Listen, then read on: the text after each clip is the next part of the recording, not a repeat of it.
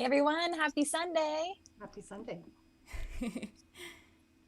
Go ahead, Mama. To the 14th episode of Ladies of the Hunt.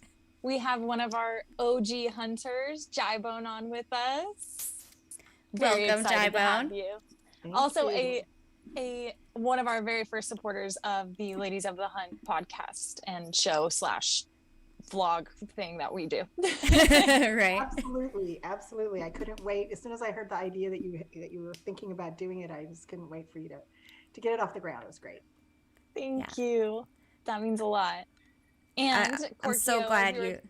Oh, go ahead. Talking about earlier, Korkio and I Speak Nerd, your son, if anybody doesn't know, started kind of the inception of our podcast idea with the Wikipod. So yeah, he's the one who started all of us with this game, at least in up here where I am. Nice. And got us going. And it's kind of funny now because just today I was like, "Oh, you're going to be where? You could do the sushi quest."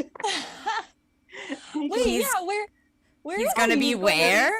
They're sending him on it. He's going somewhere international. I'm not going to say where, but okay. You'll have to ask him yourself. But yeah, I was immediately like, "Oh, you could do this, and you could do this, and you could do this."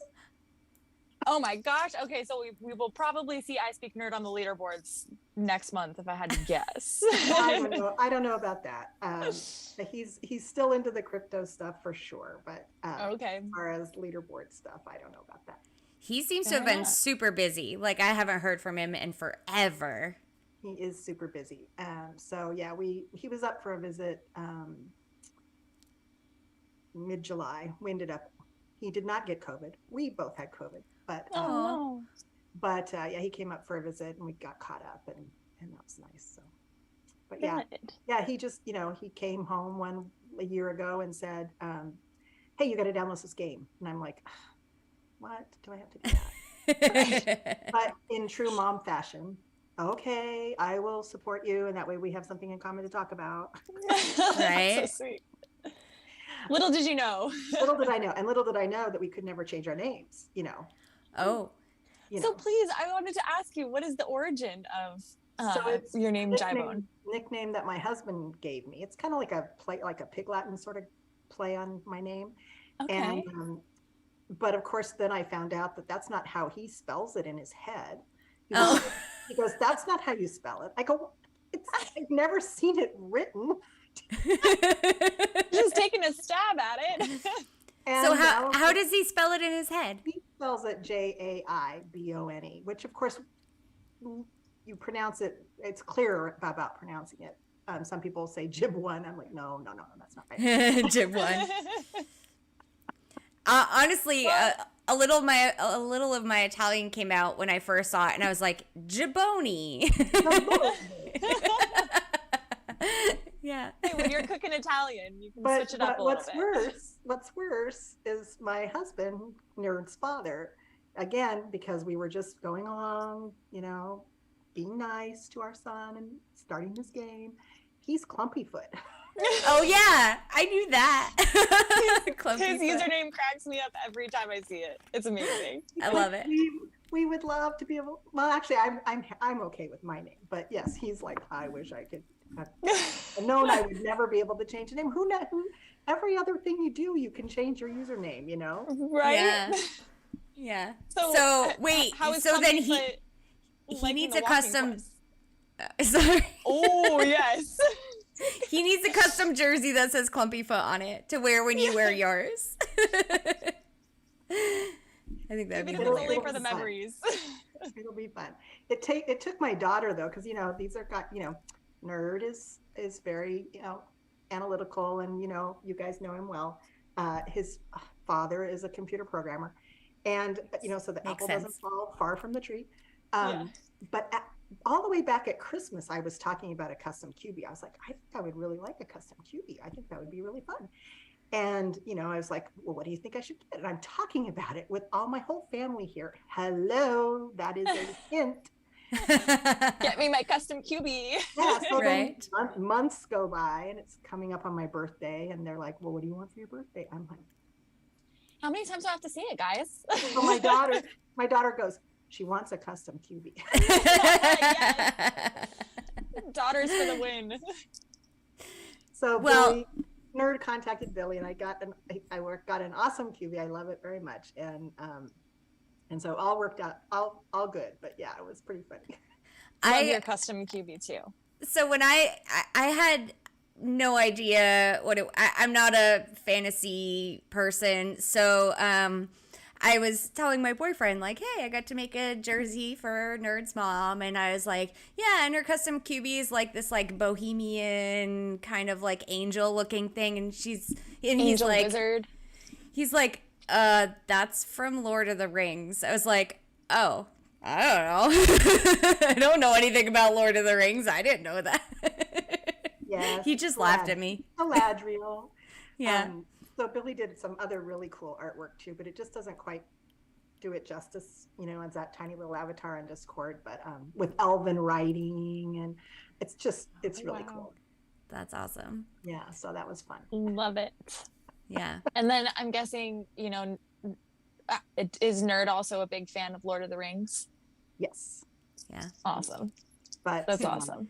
Yeah. But it's just one of those things. It's like there's a lot of female characters that people are pulling from when you're doing these types of oh yeah, fun things. Custom stuff. Yeah. So I had to kind of think, but I also wanted it to tie kind of to Nerd's Wizard, right? So kind of yeah. I could have done Harry Potter because I love Harry Potter too, but I didn't quite. There's really that one would have been hard too, so I didn't do that. Yeah. I love it. It's one of my favorite customs. It's really cute. I honestly I didn't pull from anything. I sent Kevo a picture of myself, and I said I also like cow print. And so he made it look like me.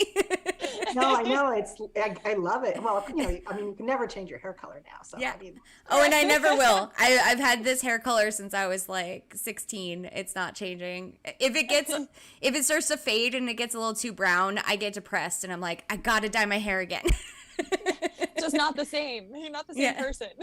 Right. Yeah. It's part of my personality completely. Yeah. As are those Oakleys, which they get scratched up and I just replace the lenses all the time. So. Nice. Yeah. Well, once oh my gosh, that's something you like, Yeah. It's hard to switch. Right. Yeah. If it ain't broke, don't fix it. Right. So true. So tell us a little bit about where your hunting grounds are. I know you mentioned the Bay Area is your local Discord. So in the Bay Area? Yeah, San Francisco Bay Area. Really in our town, it's just me and my husband. That's it. Yeah. And then the town over, we have another family who plays, a dad and his kids.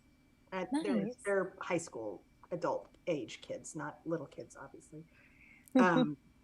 So we have a lot of that kind of like at the events where like I'm popping over there and they're popping over here, and in the middle of the day when I get a user vault reward, I'll be like, oh, they're hunting today because they're the other people there. Yeah. So that's nice to have a little community up there, right? Yeah. Do you guys get together for events or anything like that? So we haven't really done that yet. There's a lot of other people over on the peninsula, like San Jose, San Francisco. Actually, Alameda is huge. Hey, Channers is just huge. They've got just built out. That's where I go if I want to hit a lot of vaults for events.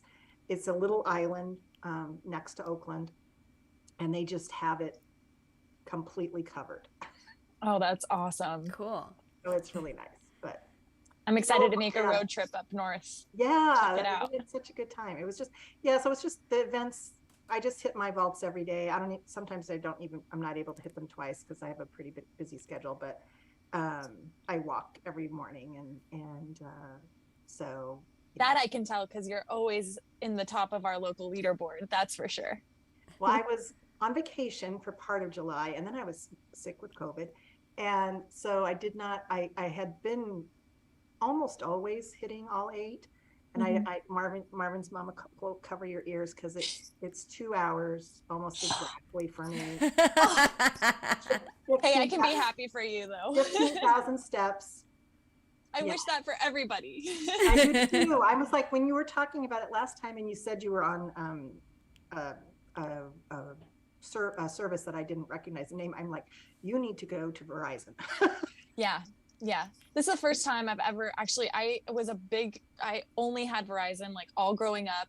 And then I think once Marvin's house and I got on the same plan, that was when we made the switch. And I did not take lightly to it. So you're like, I may be saving $10 a month on phone bills, but I am losing all of these keys. Yes, it's definitely not worth it to me. Right? So I think we'll be making a walk over to, probably our closest Verizon store very soon. Very soon. It's painful. I don't know how T-Mobile does out there, but that's what I have, and I've got no problem. Yeah. And you mentioned last week, Korkio, I think about the steps, the stride. And I think that's true because like I'm not very tall, and I do walk pretty fast because I'm trying to get exercise, but I'm not very tall, right? Whereas my husband is very tall. And I hold my phone in my hand because, I found that it works better, a little bit. So I'm like, I'm not going to put it in my pocket. Yeah. Anyway, he puts it in a shirt pocket, and that works for him. But he doesn't take as long of a stride as he would normally take. He takes shorter strides, and that counts better. And he just started doing all 8 with me. Always before he would just do like up to 6, and he take a shortcut home, and I was like, we'll get there. Yeah. Well, that's so nice that he goes with you and you guys walk together at 5 o'clock in the morning. Yeah.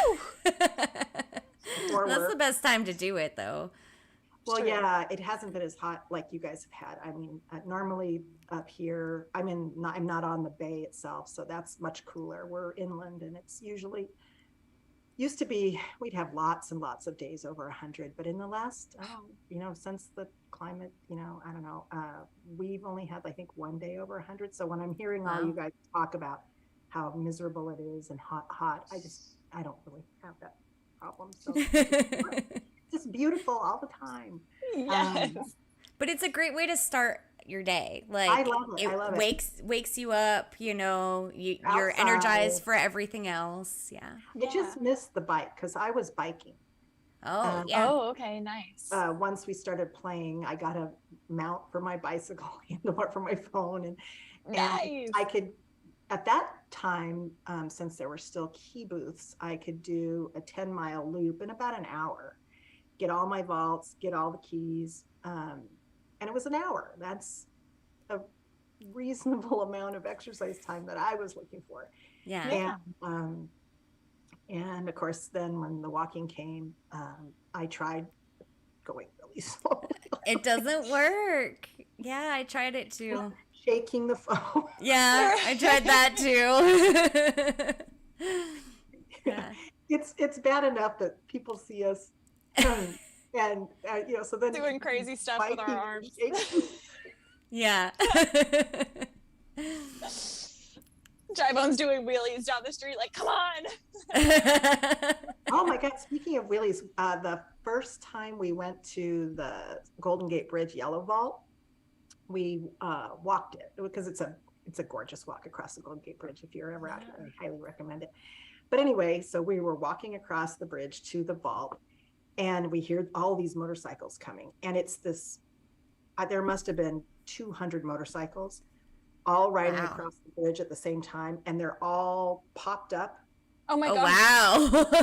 And they're standing on the seats, and they're popped up, riding on the wheel up across. Oh my gosh! Golden Gate Bridge, and then they got to the other side, and they got off and got back on and came back again the other way, and it was that's crazy. Like, oh my gosh, it was. Yeah, I'd be having like a little bit of a heart attack for them. Well, yeah. I mean, not just them, but I mean, think about the cars that are there, and if somebody hit them, I mean, just yeah. But yeah, it was very. But also, it wasn't an animal. They were definitely though doing it for the gram or something. Wow. Crazy. Whoa.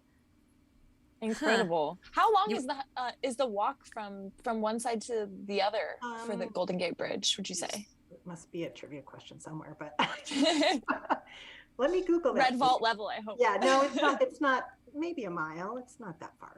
Oh, that's not bad. No, it's not bad. I mean, there is a vista point on the other side that you can pull off and do the vault. That's where it is. That's where the vault is for the Golden Gate Bridge. And then the Golden Gate Park vault is in the middle of the center area where the Academy of Science is, and the big Ferris wheel. And yeah, it's nice. It's just parking. Yes. Yeah, for sure. You know, every time I've been on that bridge, which I want to say it's been like 4 or 6 times I've been over that bridge. Not like 5. Well, no, because then I'd still be there. Oh, true. Yeah. Good point. Yeah. Which is why I say 4 or 6. So it would be like 3 different occasions, or 2 or 3 different occasions. Every single time it is completely shrouded in fog and I haven't been able to see anything. So just like there are other places that have better times to go, like I would not go to certain places in the summer because it's just too miserably hot for me. But the best time to come to San Francisco is in the fall because you don't have the fog. I mean, there's the joke about the coldest winter you ever spent was the summer in San Francisco is true. You see all these tourists and they're like, you know, shivering, walking across the bridge. And the fog just rolls right in. That's our air conditioning. But October, gorgeous. Yeah, I think the couple of times I've been there was, I know one was August. I think one was September. I don't remember. That's why I say 4 or 6, because I feel like there was another time, but I don't remember when it was. But the other nice thing about this game and the fact that you guys talk on the podcast about different places is I've never been to Oklahoma, and I'm like, oh, this sounds very interesting. It's so nice. Just don't come in the summer if you don't like the heat. Yeah, But it's tough because the best temperature wise is like the spring and fall, but that's our storm season. So I love storm season. I think it's fun. Like I used to hate rain because I grew up on the East Coast where like I swear it rained like 40% of the time. It was just miserable. And when it rained, it's just like everything turned gray all day and it was just gray and it just rained. But when it rains here, it is gorgeous. Like you've got crazy clouds and you can like see bits of rainstorms go through. It's not just like everything's gray. And like it's just like it's exciting. Like you can tell when it's about to start raining because the wind picks up. Like all of a sudden out of nowhere it's like completely calm and then it's just huge gust of wind and it's like, oh, it's about to rain. It's like it's so different from the coasts when it rains. Yeah, so. I mean that's where my daughter lives in Massachusetts, in the western part of Mass, and it rains there all the time. When I went to visit her last June, it rained every day. Yeah, but it's warm. I'm walking around in shorts and sandals, and that's just not. I mean, we're Californians. There's no rain in the summer. I mean, that's just not, don't know. You know, you're going, what is this? What is happening? Yeah. Even our weather yesterday was like it was gray outside, but it was still so humid and 78 degrees. Yeah. I swear the only place it rains in the summer is like all of the East Coast and then like Washington and Oregon, like, because there it rains all the time too. But like, yeah, I mean, in Rhode Island, growing up in Rhode Island, you couldn't plan stuff in the summer, like, because you never knew if it was going to be a nice day. But you couldn't plan stuff anytime anyway. Like, there was like no time there was going to be a nice day. There wasn't a rainy season. That was just like all year long. Yeah. So well, MarvinsMama, you should have got some user vaults yesterday because Clumpyfoot and Nerd were in LA, and they sent me a picture of one of your vaults that they in Santa Monica. That makes me so happy. Nice. I saw that Nerd was hitting a couple of the yellow vaults. Well, first I saw him, hitting the ones in San Diego, and then he posted at LACMA, which is in mid-city area, kind of our halfway mark between Hollywood and Santa Monica. And then I saw he posted the pier and I was like, oh, he better have hit some of my vaults. I have like the street going all the way down past the yellow vault. It's like just a row of they did. Oh, they did. But that's, nice. I'm lucky so that happy. I'm still going to be married to my husband because this is the man who didn't want to play and whatever. He was only doing it for me, and like, you know, he never knows what he has. He wore the same yellow QB for a year because that's the most visible on the game. Yeah. And like such a dad move. He was not coming home. I forget where he went. He ran an errand on the day the shark dropped, and I was like, "You gotta get home." He's like, I don't know if I need it. I'm gonna play the shark. Like a half an hour before it sold out and got it. But anyway, so yeah, like you're thankful that you have like, me. I guess I'll play whatever. And so he is in Southern California this weekend because that was his Christmas present, was a concert. So he and Nerd are going to a concert tonight. That's why they're not online harassing me. And so then my husband goes, well, if I'm going to go down to San Diego, I think I want to go up to LA and hit the yellow vaults. Who had to twist his arm to go open a yellow vault. And now he's doing it without me. Oh, man. Oh, my. I don't know whether to be proud or... I said, so I watched him. I said, he moved up on the leaderboard a little bit. And I was like, how many have you hit so far? Because I'm like, if you pass me, we're gonna have problems. That's so exciting, though. So what concert are they at? Can you tell us? So my husband is a huge Joan Jett and the Blackhearts fan. Ooh, nice. I have been many times to concerts with him to see that, but this one is with like Motley Crue and a whole bunch of stuff that you couldn't make me go watch that. Oh, so that's, the kids got together and bought tickets and Nerds with him. So nice. I totally would have been there. Yeah, I've seen Motley Crue on Sunset Boulevard, and it is quite the show. So I'm sure they're in for quite a treat wherever the venue is. They definitely know how to put on a show. I'm thinking, well, it's in San Diego, so I'm thinking it must maybe at Petco Park. I don't actually. I don't know, some big place somewhere. Yeah, somewhere. Wherever they are, they're having fun. Yeah. So anyway, yes, he hit all the LA yellow vaults without me. So wow. Yeah. Well, don't worry, I'll hit the yellow vaults for you. I just have to make another trip. That's all. Please. Yeah. And next time, I hope you guys come down. Please let me know. I'd love to take you on a little yellow vault tour around here. Yeah, you asked earlier about whether we, as a Bay Area group, had gotten together, and they got together for the one red vault we got last year. But nice. I was out of town, so I didn't get to do it. Oh, bummer. I don't know whether I really would have done. I would have gone. I would have done the meetup. I don't know whether I would have done at that point. That was like October. I don't know that I would have done it. Yeah.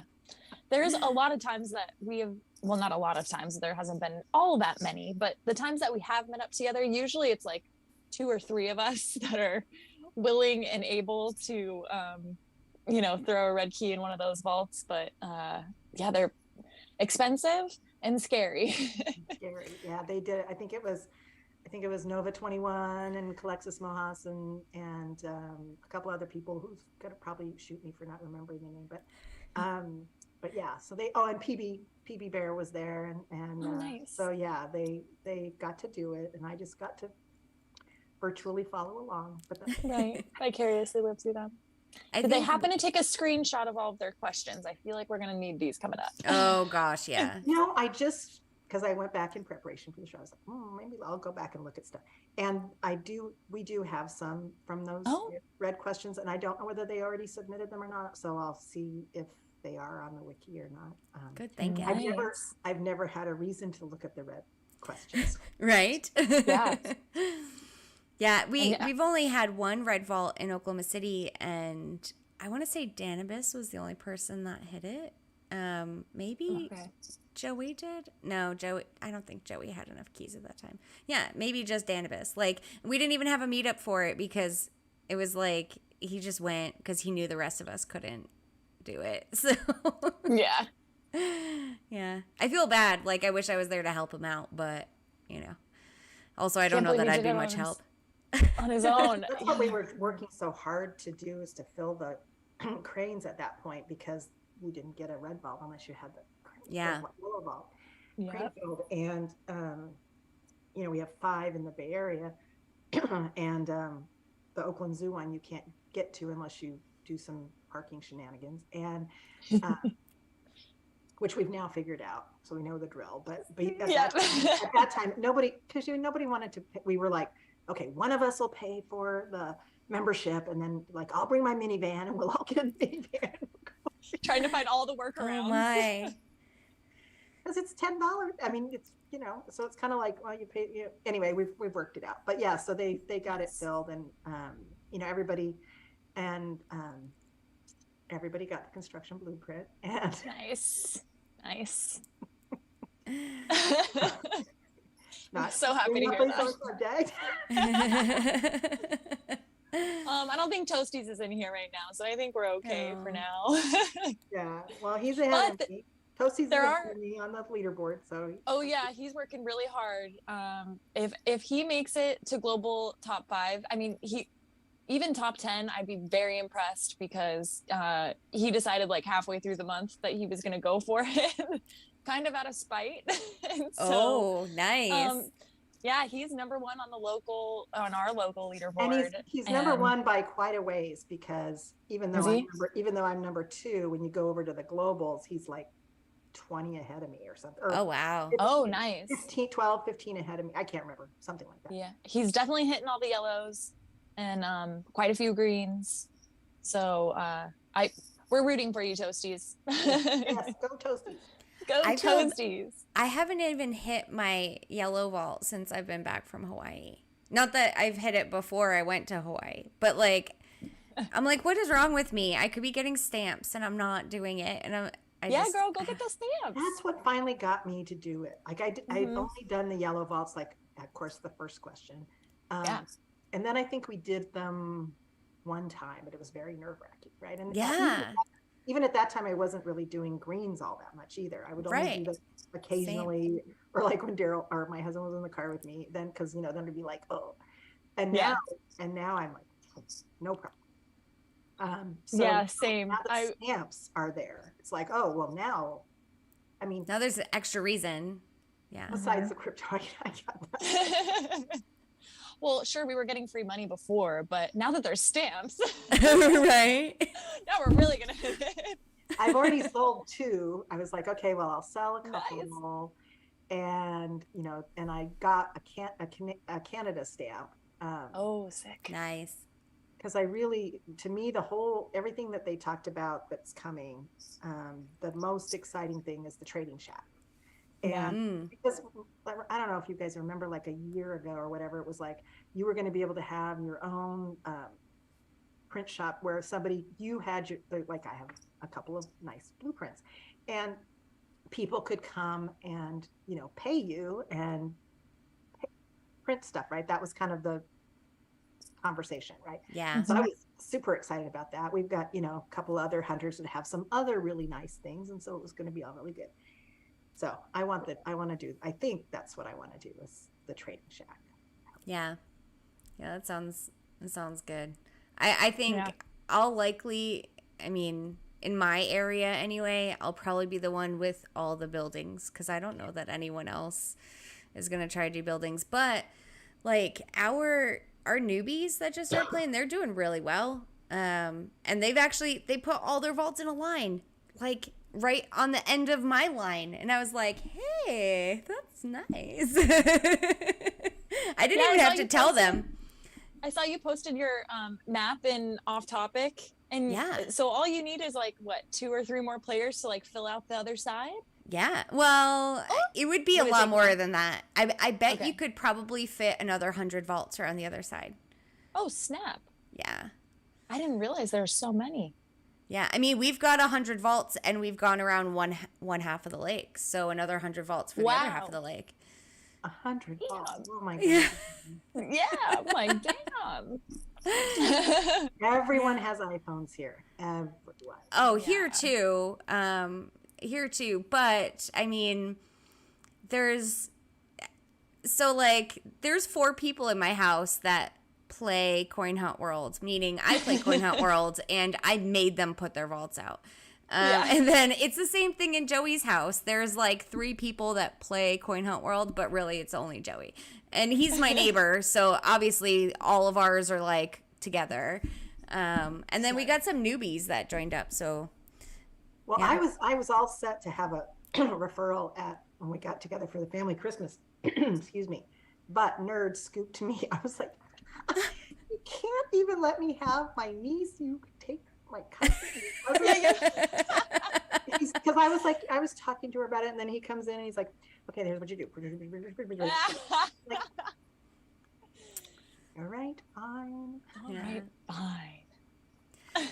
So, quick heads up, if for some reason we completely cut out, I will try to get us back up, only because there's a thunderstorm rolling in and I'm seeing lightning and yeah. So it's not likely that we would lose power. All of our power lines are underground and stuff, but it's still a possibility. And if it browns out, we might still lose the internet connection. So hopefully we'll be fine, but there's a chance. I like it. It's kind of dramatic. I did submit a blog post to in the contest. The wiki contest? Yeah, I don't know whether it'll get, I got my 10 raffle tickets, which that was the important part. But Nice. I really, really, really, really want to win the pirate so that I don't have to buy it. I have the key, but I don't have the blueprint. Same. Nice. But what I wrote was, and what I wanted to talk about, if you want to hear a story. Yes. Yes. So, Mama, when you talked about confusing hints about where things about the are. Crane. Yes. Yeah. So that Yes. reminded me of the Pat Morita event. So, so it isn't. If it gets posted, it's all in the blog post. But basically, the Pat Morita event, for people who don't know, was the first time there were NFTs, and it was a charity event, and so everybody was on Wikipedia looking up Pat Morita, blah blah blah. And the first clue was, how did they word it? Related to Pat's early life. Mm-hmm. So, people were like, oh, well, he was born in Alton. I'm like, well, it can't be that easy. This game does not make anything that easy. Yeah, right. And this is a charity event for the Shriners Hospital, where he spent part of his life because he had spinal tuberculosis. Yeah. And I know that Shriners Hospital no longer exists in San Francisco, but it's a landmark. So I take half a day off. My husband gets on the subway. I pick him up. We drive across the bay. We're trying to get there first. It's not there. And I'm like, all right, well, maybe it is in Alton, but still, that just seemed so, where he was born. Yeah, you'd think. Big deal, right? For the charity. And so the other place he spent a good portion of his life was at the sanitarium up in the Sierra foothills. It's called Weimar Institute, right? So I had looked up where that was. It's not a sanitarium anymore. It's like some school academy. It's 140 miles away. So we drive up to the mountains up there. We get there, it's dark. We have to go through this weird gate and back up in property. It's not there. Oh, wow. My God. So now it's like, I don't know what time, 8, let's see, I left work at 3 hour, 2. It's like, we had to stop and get a bite to eat. It was like 8 o'clock, right? And we're up there. So I went, fine, we'll go to Ileton. Ileton, which is back down 120 miles. And Ileton is in the middle of the Delta. So it's all these farm fields and little tiny towns and levees. So is Viriathis on? I don't see him. He has an even better story that I'm not going to share with you because it's it's pretty awesome. But there's all these levees. So there's the road is really curvy, and then there's water on the side, and it's dark ditches, no lights. In the meantime, I'm driving. My husband is on the phone, and I see a Discord thing pop up, and I think it was Nova 21 found it first. So one down, it's there. and we're like 15 minutes away. And my husband goes, oh my gosh. He goes, oh, I haven't forged up yet. Oh my gosh. And there's like, speaking of spotty internet, there's like, you're in the No middle service. of Arma. So I'm like, I haven't forged up yet. Oh, I didn't know. Trying not to lose your cool. I didn't know we'd really find it. So we pull in somewhere, because remember then you had to find a key booth. Booth, yeah. In the middle of nowhere. Oh my Right. God. He's forging, from blue to green. Oh my God.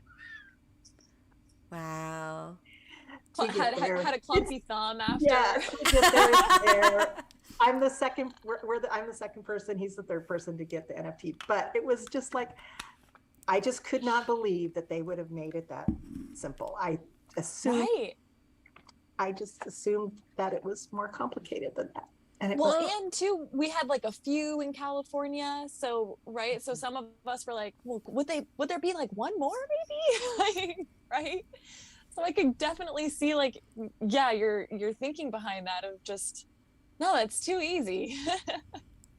Yeah, maybe because it was the first one, they decided to make it not complicated. I don't know. Maybe. Yeah, I don't know. Most of our speculation though in the LA Discord was also that it would be at Shriners. I think that was like the overall consensus. It was a fundraiser for them. Yes. Like, Right. It would make perfect sense. Partnerships and such. So yeah, that's my longest boondoggle trip for Coin Hunt World. Well, yeah, and at least you made it. Ended up getting it. Yeah. Yeah. Silver really lining. Yeah, it was really good. And another one of our Bay Area, PD Bear, she drove to LA and got, I think, either the last one or one of the last ones that was at the apartment building, I think. Yeah. In Reseda. So yeah, but she drove all the way to LA for it. That was awesome. I was glad that it was still there for her too, because it was a few days into the event and the address had been out for a little while. And everybody was like, yeah, there should be one more. There should be. I can't guarantee, but there should be one more. So that's awesome. Yeah. It was Man, fun. I barely even paid attention to that stuff because I was like, none of those things are close to me. I guess I'm just gonna hang out. Yeah, no sushi restaurant for me either. So Yeah, right. Yeah.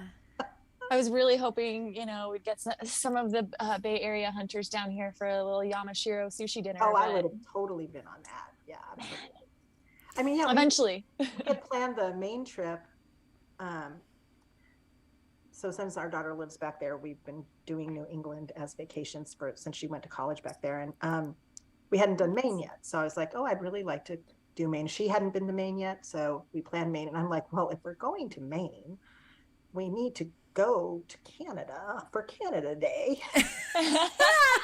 Nice. She was pretty patient with us. I mean, I'm sure, was complaining to her friends a lot, but she was very kind and not, making us feel too bad about it.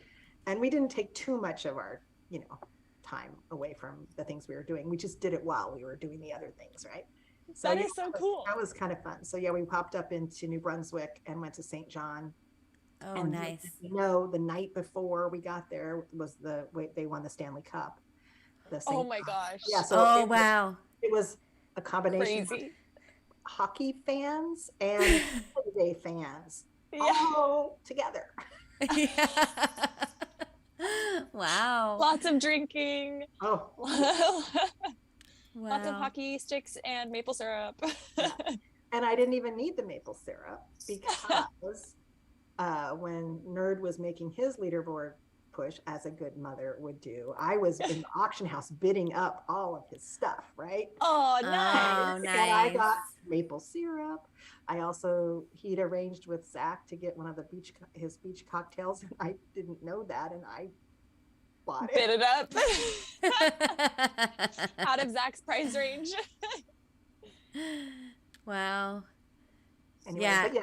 So I have still a lot of maple syrup. So Man, I wish I was in your family. Like, I would know, right? I don't know how I would get away with doing any hunting on a family vacation.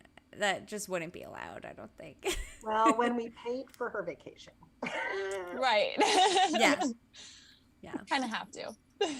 So all I had to do is pay for everyone else's vacation and then they can't complain. Okay.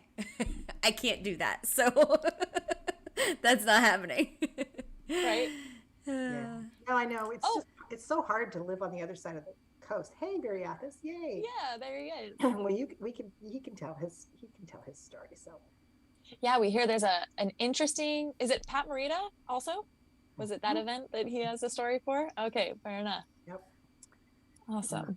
And I know he is he the one that hunts with his kids that's close by to you? Yeah. And okay. And his wife Cumberbitch, who nice. asked for a shout out. So hey. Hi. There is so much Bay Area love in the chat right now, and I just absolutely dig it. Hello, everybody. Thanks for supporting Jibone and Ladies of the Hunt. Honestly, I mean, I get that there are lots of different reasons why people play this game, and the crypto is nice, but that is not why I play the game. But I have another little bit of a story to tell. I am sort of a public figure, and I'm used to. I don't have a lot of thin skin. I mean, I'm used to people getting mad about stuff and letting me know how they feel, but so much stuff like on Reddit, I just can't do that. The misogyny and it's just toxic. Yes, it is toxic. And so that's one of my favorite things about this game is that you can be female. Yeah. You can be old and female, and you're not getting dumped on all the time by everybody in the, in whatever chat room you're in or whatever. If anything, you get extra love. Yeah, right. And so we did I think ban one guy who was just a total insanity man early on. But other than that, everybody who's joined our Discord has been, great. And some people are obviously not very active talking, and other people are really active, and it's just really nice. Yeah.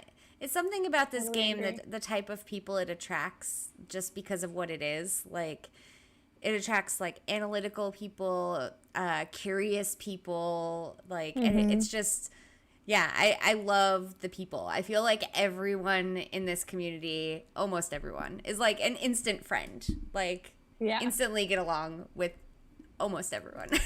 Right. Yeah. So it's just so Nerd, said, Mom, you should do the Discord. I'm like, I have like 2 jobs. I can't do the Discord. And he's like, you should be on the wiki. I'm like, I cannot be on the wiki right now. Anyway, so next thing you know, you're modding a Discord. Well, so PB Bear is our moderator, and I forget why.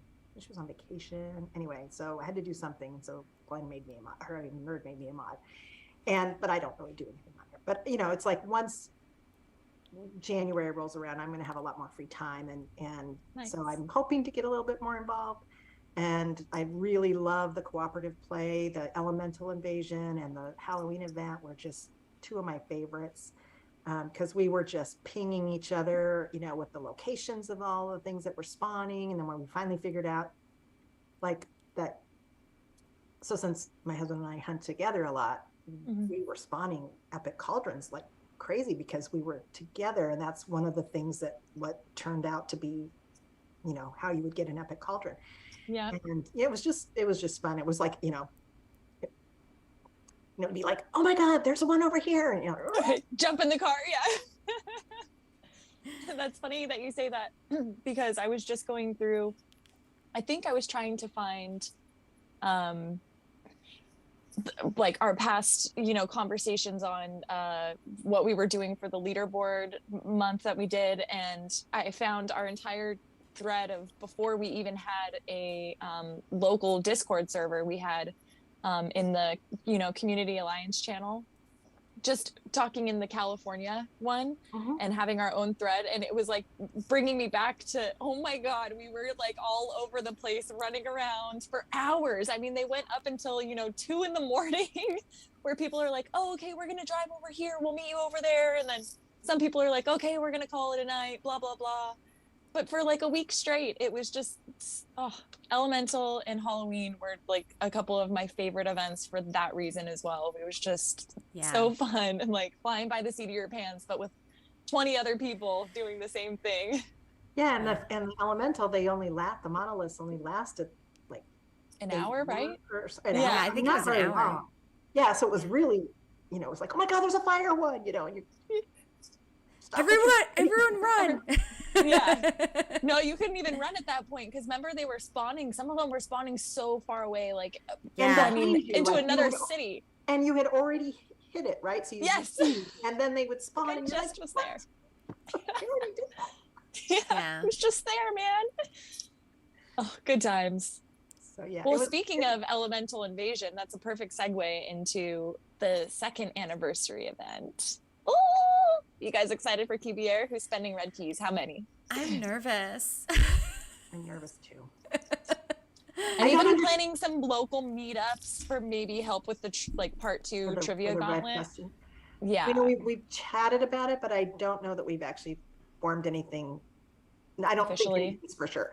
I did want to ask a question though. I don't totally understand the change with the lives. Can we talk about that a little bit? Yeah, I don't get it either. So originally, from what everybody understood, was that we'd all have 4 lives, and the goal would be to carry those 4 lives all the way to obviously the red level trivia.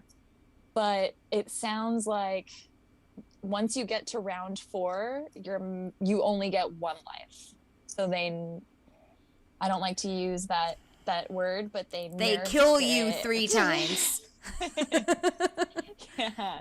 So even if you have all of them saved up at the end, you only get 1 for round 4, which is your red level. And then it sounds like there's also going to be a sudden death round after that. I figured they had to do something like that. Yeah, or else there's going to be like that makes sense, but I wasn't concerned that I was going to have to do that, because I'm not thinking. Right. I'm not concerned for myself either. So true. But yeah, I just wanted. So I now was it like, just everybody. Probably get through the blues. I can get through the blues. I can probably get through the greens. I was counting on all those 4 lives for the yellow, but I don't know.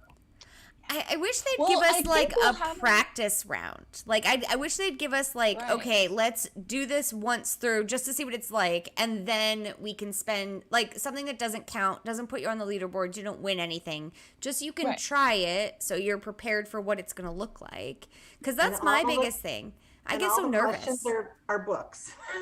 Yeah, that would be fine. I don't even care what the questions are. I just want to see how the process works. So I'm going to be waiting. I'm going to watch someone else do it and like share it, because I don't do well with unfamiliar territory. Like I need to scope it out first before I can like put a red key into something like that. I was just looking. So I've been really bad on keys, like really, really bad. I actually just this past week decided I needed to really sell some shit in the auction house because like it wasn't looking good. I sold like some air crystals and some air hearts and some boba cubies and like though those air hearts, I think I got like 160 keys for an air heart. What? Yeah. I was the only one expiring on that day though. Like I made sure that it was like, nice. And I have like 10 of them, so I figure I can sell 1. But what if you need them? I know, right? Me and Jibone are hoarders over here. I'm like, I can't sell a thing. Even the rags or the pumpkin seeds, I'm like, I haven't sold any of them. Well, I am too, but it's just one of these things like there's a chance that like if I need them, it won't matter if I don't have the keys to play the thing, like, like, so I don't even have 3,000 blues, which is what I started Hawaii with. Like I'm way down on that. I've got in the 30s for green keys. I don't even have 10 yellow keys. Korkio. It's bad. It's really bad. It's And all the... I need to get the pirate. Yeah, that's not happening. I'd love to, but it's not happening. I can't. And you notice they put it right in the middle of the Yeah. deal. Yeah, What are they just to thinking? screw with me. They really want to make us like go all the way broke. Yeah, they did it. They definitely wanted to like make us choose for sure. So, Cole, I don't know if you bought my boba QB. It's possible. I didn't pay attention to the envelopes. I was just like, give me the keys, please. Thank you. No. But I do know there's one currently in the auction house. That is mine. That is, hold on. Active auctions, my auctions. It's got 1 clock left and it's at 35 keys. So if y'all want to get me some keys. Let's get Korkio at least one red. Oh my gosh.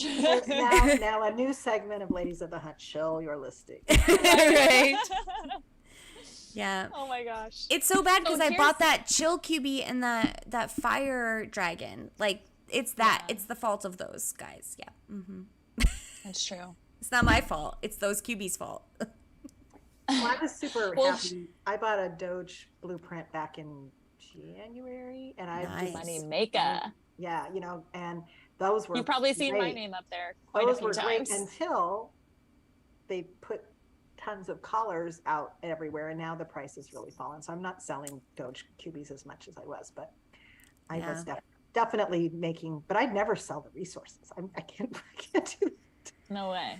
Like, what if we need 2,000 of it for something extremely obscure, which sounds like right up Coin Hunt World's alley. So. Yeah. I always keep, I set a reserve for every resource, and I take all of the blueprints that require that resource, and I add up the total of what it requires for every blueprint, and I double it. And I will not sell anything less than that to bring my total down below that. So, like, the only thing I sell is anything that's more than that. So, like, with 10 Earharts, like, I can sell a few more, but I'm going to hold on to a bunch of them for sure. Watch, it's going to be a legendary ingredient for Ace, and you're going to be regretting it. Yeah, probably. But I don't know. You never know. Because even the beach cocktails, though, aren't, I mean, Earharts are selling for 160 something keys, then that's great. Yeah, I mean, beach cocktails were like 35. Much. Yeah, they're cheap. Yeah. So I was going to ask you guys, do you think that the trivia part of QB Air is going to be limited to the 10 categories? Fingers crossed, right? Unless the categories are shit, then let's hope it's all of them. Well, it would be nice if it was this month because I like the categories this month. Yeah, but it'll be a new month, and we'll only be a week in, so you have a week to kind of master whatever those 10 categories are for September. And they don't necessarily have to be all different ones. They, because they're just gonna, so it could be. I mean, wouldn't it be awesome if it was wordplay? That would be great. Yes. I hope so. I really did rewatch Hunter's Lodge 5 this week because I just needed like some of the finer points like nailed down. And Illusion Weaver says in Hunter's Lodge, he words it as to where when they're rotating the categories, he says they'll change a couple every month. So I'm like, okay, so we'll take out which categories? We'll take out art this month. And no, I like art. Categories? I have to think. I think it was who said it. IT guy. Beats. It was Beats. I actually study a little art history, but it's when you ask me the name of things, that was always really hard, or which museum they're in, right? Mm-hmm. But now I hit art all the time. It's fine. I don't like music, and I don't like TV, and I don't like toys and games. Yeah. Fair. I don't touch those ones either. Yeah, I was showing my mom recently on our last walk that she should click art because it's usually a common sense answer. So there's a old painting of like this ugly lady and it's called The Ugly Dame or something like that. It's like easy.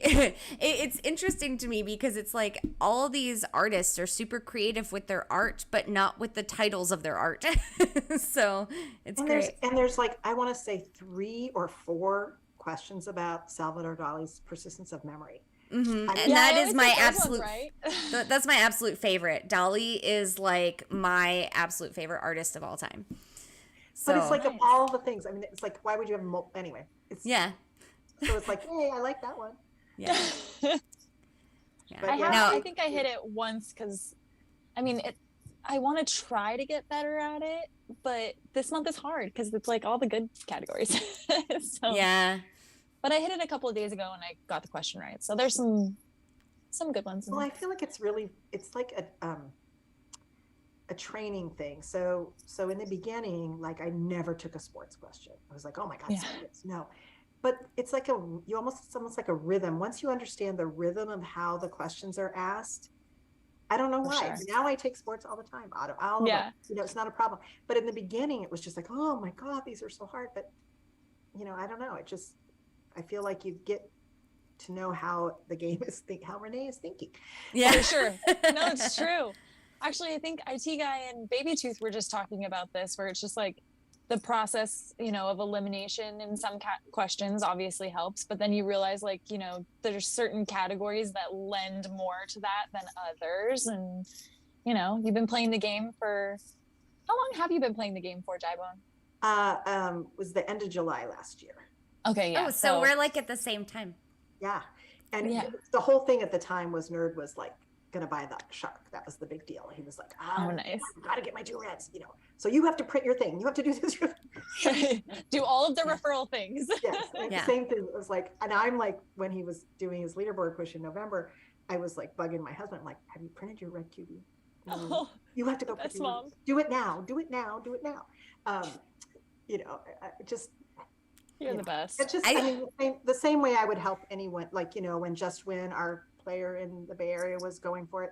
That's the other nice thing is, you know, like he needed chopsticks. And so he said he needed chopsticks, and a bunch of people who had extra chopsticks said, okay, I just put 50 in for you. I just, you know, and I just really love that, you know.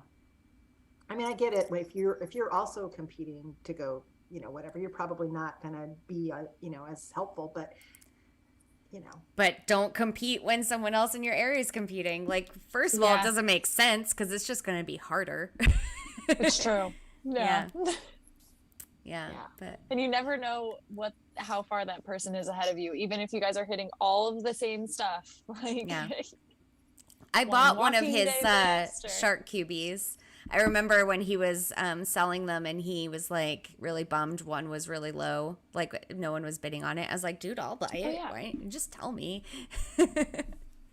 That's right. So that's how I got that. I got the shark QB from him. I don't know where. I have no clue who sold the pirate one that I bought, but yeah. I was like, those are expensive to print. I'm not gonna buy the blueprint. And then now I possibly could have bought the blueprint, and I should, but I can't afford it. So, Well, it's funny that you talked about the reserve amount that you keep, right? So I do something similar, but I mean, it's embarrassing. Nerd goes, "Are you going to tell him about your spreadsheet?" oh, I have a Korkio has spreadsheet too. I track every. Tell I mean, I us. don't track, like some people track, like I hit 72 volts today. Oh yeah, I don't track that. I track the green vaults and the yellow vaults, but every day, you know, I have all my data, and I have a savings spreadsheet. So I know how much everything costs and how many I want to save for. And that way I know what I need in the auction house. And like I said, when I thought it was like you get to rent a blueprint, you know, I had pirate and shark and a couple other things, you know, I had those resources earmarked so that I could, when we got to that point, I can do that, you know, and so now I can print the shark when I want, but I probably could too. I don't sell paint or resin, so I think like I have over 100,000 of most of the paints.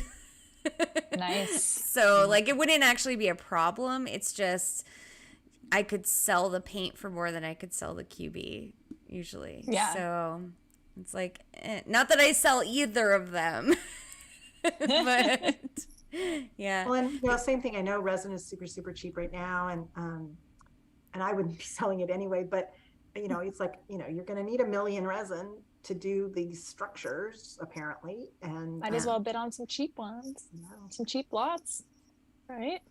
So for a Yeah, while, I'm like spending keys right now. It's terrible. well, you had said that you weren't thinking you weren't going to do the event, and so you were just trying to get all the deals. Yep. And I got a Doge QB this week actually for one of those deals, less than 500 keys. I got it for $445. Nice. And I believe it was King Thermos actually both Jibone and King Thermos had reached out to me like, okay, you're clearly in need of a Doge QB, because I just kept bidding on like anytime they were in the auction house, I was bidding on all of them, because with my work schedule, I'm like, okay, well, hopefully one sticks. And one finally did, which was awesome. Nice. But yes, now that we kind of have an idea that, we're also thinking about meeting for a group here in potentially in Santa Monica, if not like the LA area. So I'm thinking like I'm going to need at least one for that, which hopefully will be the one that they give us, right? Mm-hmm. But if I totally like bomb it, there's no way I'm going to be like, okay. Oh, well. Yeah, it depends on how hard it ends up being. Like, well, so I think probably at least 2 keys, two reds. Yeah, and depending on plus if we hunting, get, like, the quest line. Yeah, plus hunting. Yeah. We haven't heard yet what the mechanic is it RNG? Is it number of vaults? We haven't heard anything more about that, have we? Not that I've heard. But then again, I'm not the person to ask because I've been not paying attention. Yeah. If I had to guess, it's still going to be quest line structured, because we're still going to have how many other QBs? There's 6 QBs total, right? The epic, 2 epics, the legendary, 2 rares. Oh wait, is it 1 epic? Gosh, now I can't even keep track. There's like 6 QBs though, and we're gonna need the resources. So my guess is that we're gonna have to hit a lot of vaults for the quest line, equip our QBs per usual. But the stewards are like, it's 1 blueprint and it's a randomizer that doesn't get used up. So while it might be multiple QBs, it's still only 1 blueprint. True. You might end up with 4 Lauras. Yeah. And Laura's gonna be the new Boba. So one thing that Illusion Weaver did say a long time ago, I remember, I don't remember exactly what he was like when he said this or what everyone was talking about, but he did say that every year, like each event will be run a similar way to the way it was last year. So like the Hawaii event will always be like an effort based, like hit this many vaults kind of thing, and then like Chinese New Year will always be complete RNG. And so he said they'll like every year the events will be run the same way. Like what you actually have to do will be different, but you can count on it will be just like it was last year, like the same type of event. So that tells me it's going to be the same type of just like crazy RNG, maybe get something out of structures of some sort. Yeah. I don't know though. Like, I don't know if they're going to do like, are we going to be able to monoliths. spawn stuff? Right. I don't know. I mean, he said that that's what you should expect, is it'll be just like last year, except you'll have different requirements. So, I don't know. What if we're like spawning like flights? And you have to go like catch your flight or something like that. Yeah, spawn a terminal. A runway or something. Yeah. That could be cool. I feel like they need to tell us something. I know. I feel like they've been extra quiet lately. Like, they haven't told us much about this. They haven't told us much about Coin Hunt Fest. They've just been like not telling us stuff. Way too quiet. Yeah, I mean, it's 7 days instead of 10. Last year it was 10. Yeah. Mm-hmm. I mean, I guess it's actually technically longer because of phase 2, but I mean, which is nice since you're not going to get crypto with every vault. So yeah, that's a good point. For people that are upset about that, so you can choose. I'm going to choose resources. All the choices. Highly Me recommend choosing too. resources every time. I mean, I don't even take my money out of the game anymore. So Well, I was I don't going to even. ask you about that. I unlinked when the whole conversation started about structures and stuff. And then now I'm kind of like, well, I don't know that I'm ever going to build a bank. So I wish I could take part of it. Like, I want to take some of my money out because, like, I also want to use that for like paying for the adventure pack yeah, but thing. then they said that they, being nerd and other people,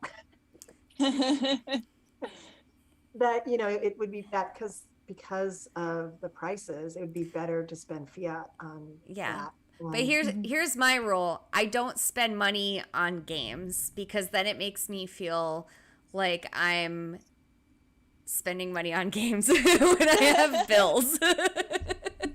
So like if I can essentially do it for free, I'm essentially going to do it for free cuz like I don't even know how much money I have in the game right now. Like I don't even check it anymore. I don't look at it. So if it goes down by $20 in a month, I'm not going to know the difference. Like yes, it's better to use fiat because of the price of crypto but at the same time it's $20. Like Yeah. if you were spending like $200, I could see there being a big deal about it, but like I'd rather just not spend money on a game. Even though I did spend a lot of money on gas to I was play going the to say game. on a trip to Hawaii, but I was Yeah, right. No. I spent $50 on that trip to Hawaii. That's all that trip cost me. Was That's $50. pretty amazing. Yeah. That I got was lucky. impressive. I would not have gone if I had to pay a full price trip to Hawaii. I would not have done that. But and Can't say also the same, but well, you had a vacation. That's different. oh yeah, Like, for sure. yeah. And then Yeah. Lots of gas also money. I didn't actually like spend work money on gas. Like I had this rule for myself that the only way I was allowed to buy gas for playing this game, because the only time I drove was to play this game because I work from home, was if I made extra money outside of my regular job. So if I went and worked for Joey's tree business and I cut down some trees, I could spend that money on gas. Like it had to be extra aside from my regular daytime job. That's the only money I'm allowed to spend. There were sometimes I just didn't fill my tank and I didn't play for a little bit because I hadn't made extra money. So yeah. Yep. I don't know. That's very wise of you. Yeah. I'm way too like reckless. the budget that you have, the spreadsheet you have for resources, literally every dollar that I earn from my regular business is earmarked for something. I know exactly where every dollar is going. So I can't take some of that money and spend it on something else. You're such an accountant, Korkio. Oh. it's literally like I've been like this forever, probably because my mom was always so frugal and very careful with money. She taught me how important it was, and so like going to school to be an accountant just kind of came natural. I was like, this makes sense to me. So yeah, this is a piece of cake. Yeah. Just to confirm with everybody, hopefully, I don't know if this is more exciting or less exciting. W.R. Willem was kind enough to DM me a link to what IW said regarding QB Air, in that it will pull from all categories. Bum. Okay. So, yeah. I know it's been said before by other people too, but I am I read all the time. I mean, and it is so annoying to me that I'm not better at the book question. The books category is crap. Yeah. I love reading, but the books category is crap. It's not. You can't. It's kind of bizarre. People read their small interests, and there's so many books in one type of book that you don't have to branch out much, and even if you do, you're never going to touch everything. It's not like people are like chatting about, oh, hey, did you read this book last night? Like they do about TV or movies or whatever. Like sometimes they do, but like people. I was gonna say where the books are Crawdad personal. thing was quite was the only book I've been hearing about all year. But. Oh yeah.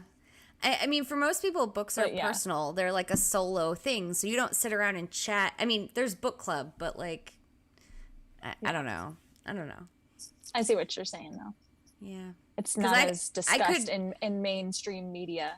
Yeah, because I can answer questions about like the TV category and the cinema category, though they're not my favorite. I can answer some of those questions just because I've heard people talk about it. I've never watched Game of Thrones. I've never watched that show 24, even though there's like 5 questions about 24. Like, and Girl, I just know, I know the things. Soon. Oh, I don't know. I feel like I've maybe seen an episode and it didn't grab me, so I didn't. I don't know. Also, Game of Thrones. I tried watching that and I almost ripped my television off the wall, and I can't do it. If a show makes me mad when I watch it, what's the point? Like, I want to enjoy myself. I don't want to be in a bad mood because I watched a show. So I couldn't do that one. I never watched it. I've read all the books again because I'm a reader. Yeah. So I had George R.R. Martin, but I was like, no, it's just so. I mean, there was certainly a lot of sex and violence in the books, trust me, but it's different to me for some reason reading something. Yeah, like, it's a lot different. If there's any kind of like torture or anything on a screen, I'm out. I cannot. I'm way too empathetic. I feel it all. I feel it. So yeah. It's interesting. My boyfriend, back when Game of Thrones came out, like the books, he was like just out of college, and he was working a part-time job at a Barnes and Noble, and they randomly just showed up on the bookshelf, and so he read them, and then like people would like ask him a recommendation for a book, and he was living in LA at the time. So like his college was in Irvine, so he was like somewhere around there, like at a Barnes and Noble around there. And so he would constantly push people to read Game of Thrones, and no one had ever heard of it at that point. And he was living in an area where people make movies, and he was pushing this book, and he's like, I wonder if I had a slight hand in getting this made. Because like literally no one knew about it at all. And he just raved about it to everyone at the Barnes and Noble. Wow. And yeah. Anyway, that's his favorite story to tell about Game of Thrones. You never know. Yeah. Shu says, I loved the Game of Thrones show, but the ending was so bad, I honestly regret getting into it. Yeah. Well, that's why I'm a little afraid about the new Lord of the Rings movie or show. I'm like, okay. Don't fuck it up. Don't mess it up. I will watch, but don't make me mad. Yeah. Yeah. Which they always tend to do. Yeah. Although I feel like they did an okay job with Harry Potter. Like, if you were a fan of Harry Potter, you just knew going into it, they were gonna like cut out half the stuff from the books, which they kind of did. Yeah, that was great. Those were good. But yeah, they were. I love huge Harry Potter fans. I do have to push my new favorite show, and also praise South Korea for however, like, I don't know how they're like pushing out all this great content, but South Korea is killing it right now. If you guys haven't watched, it's the Excellent Attorney Woo or Magnificent Attorney Woo or something like that. It's a show about this girl that is autistic, and she's an attorney, and she's like a prodigy, and oh my god, it's so good. It's like it's kind of like After School Specially a little bit, but like those are kind of my favorite. I'm a huge Trekkie, so I love After School Special stuff. Nice. But yeah, it's really good. So if you need something that's like going to make you feel good about the world, definitely watch that. Did you see that Nichelle Nichols' ashes went up in space? Lieutenant. Oh yeah. So what channel? What? That's on Netflix. Oh, on Netflix. Okay. Yeah.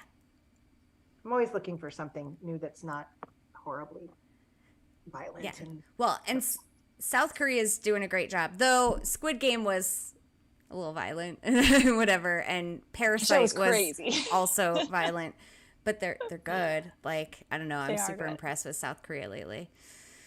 Yeah. Anyway, Pushing out some good content.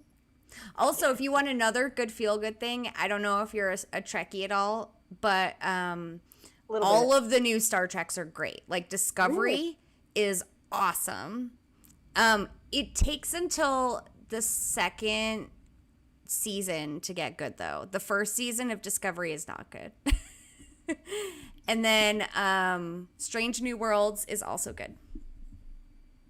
Yeah. My brother, my younger brother is a huge Trek. I mean, we're Star Trek fans, but he's like, he went to conventions and things. I swear that's going to be my next tattoo. I gotta do it. Yeah. Nice. Actually, I was thinking just last night, I need to get a 311 tattoo because I'm Will going there to... be any tattoo artists on the cruise, maybe? I'm not doing that. I'm not risking it. No, I have I have a nationally renowned tattoo artist that lives in my state and owes me like $2,000. He'll do the tattoo. Oh, perfect. Yeah. So it's been budgeted out. Yeah, exactly. But Fair enough. It's in the spreadsheet. Yeah, it's on the spreadsheet. I mean, the whole reason why I do his books for free is to get free tattoos out of it. So, like, come on. Oh, okay. Yeah. There we go. Anyway. That's cool. That's cool. Yeah. Oh, speaking of, how is Korkio's layaway program going? Anybody taking you up on those offers? No, also, I don't know that I'm rich enough to do it anymore. I mean, before I bought... charging an interest. Yeah, well, before I bought the chill and the fire dragon, like, I could do that. I had keys to blow, whatever. I don't have keys to blow now. Cole is asking if, I don't know if he's talking to me or if he's talking to Shu, did you watch Picard? Picard was really good too, but I have to say Discovery was better than Picard. But I mean, Sir Patrick Stewart is someone that I respect so much in this world. Like, he is like an idol, and especially like where he comes from, and like he's an advocate like against like domestic abuse and stuff because his dad was like used to beat his mom, and I don't know, I love him. He's always wonderful. He does he partners with the shelter, because they opened up a new center a couple years ago, Wags and Walks, where I rescued Marvin. He is like their number one like celebrity endorser and shows up to all of their events, and that guy is amazing. He has like 5 pitties. Yeah, and one of them rescues all of them. One of them was in Picard. They used one of the rescue pit bulls in Picard. He played. Makes me so happy. Yeah, he was super cute. He's a little gray, like blue nose. And his name was Number One. And he was like a little meaty boy, kind of like Marvin. Yeah. Totally. Yeah, so cute. Yeah, his dogs are all super adorable. Yeah. Love that guy. So Tesla, that was via. Sorry, I didn't catch the name. Via. Tesla is Virathis. Virathis. Okay. Yes. So they asked about 311. Yes, 311 is still doing shows. They've been around for 34 years. They became a band when I was born. Wow. They're doing a huge national tour this year. And they do a cruise every other year, and I will be on that cruise next year. So it's really exciting. But yes, they have a huge following. Their fans, I found out recently their fans are called Excitables. I don't know where that comes from, but I guess I'm an excitable. I do think I'm quite excitable, so it fits. Yeah.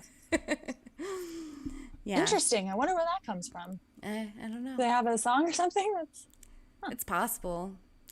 It's possible. But yeah, my boyfriend and I were talking about it yesterday. We realized that like 311 is like one of the very, very, very few bands that we don't get bored of. We could just listen to all of their songs in a row for like months, and it you won't get sick of it. Like all of my other favorite artists, you get sick of after listening to one album on repeat like 5 times. You're like, okay, I need something else.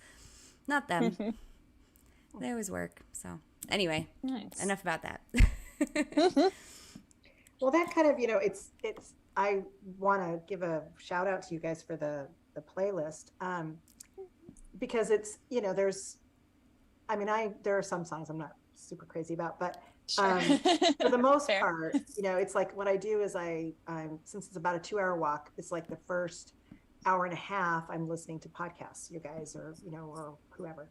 And then like it's like the last half hour to 45 minutes, like, okay, now I'm kind of tired and I gotta, like the horse heading for the barn, right? Right. So then I Final put the stretch. playlist, then I put the playlist on, and it, gets you moving again. And so and you guys have introduced me to some new artists that, I, had, maybe had passed by, but I hadn't really, paid much attention to. So it's been fun.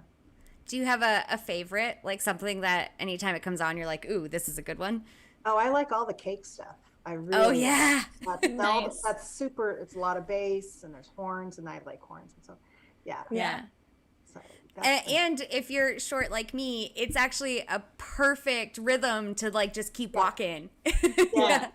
Perfect for your guys' game. And of course my era, right? So like this morning, Car Wash came on. I was like, oh. Yes. I mean, I'm like, you're dancing down the street, right? Yeah. Totally. Super fun. So yeah.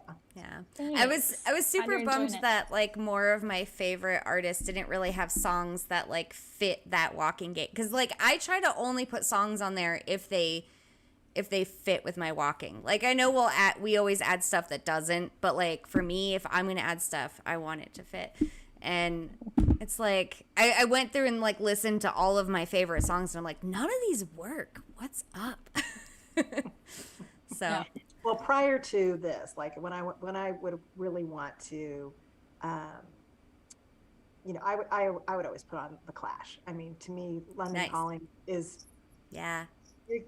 I mean, yes, it's not Perfect. necessarily exactly the beat, but you're gonna, March drives your you- butt yeah, down it the drives street. you.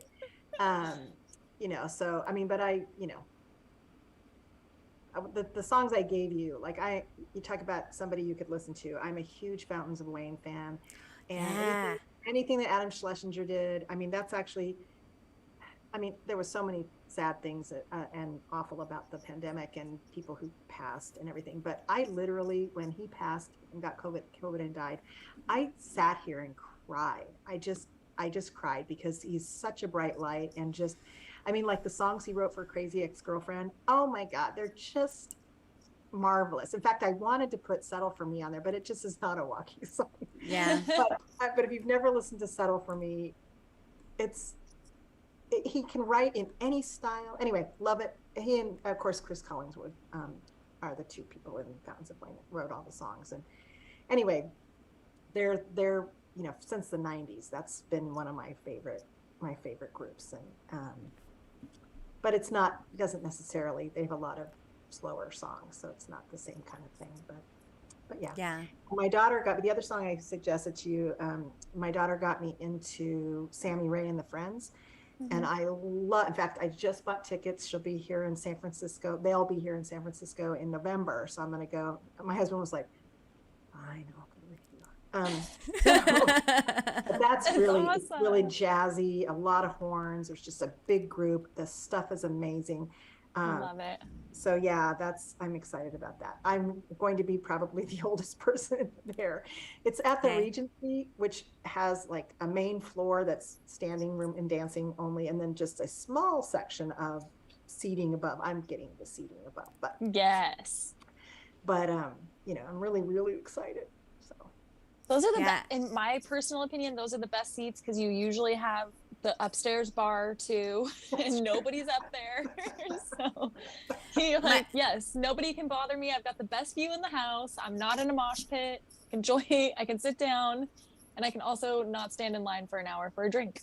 Perfect. My problem is if there's a seat, like I'm never in it because I have to dance. I always have to dance. I can't. I figure I'll be up too, but there's going to be space for that. I think it's just I can't. Oh yeah.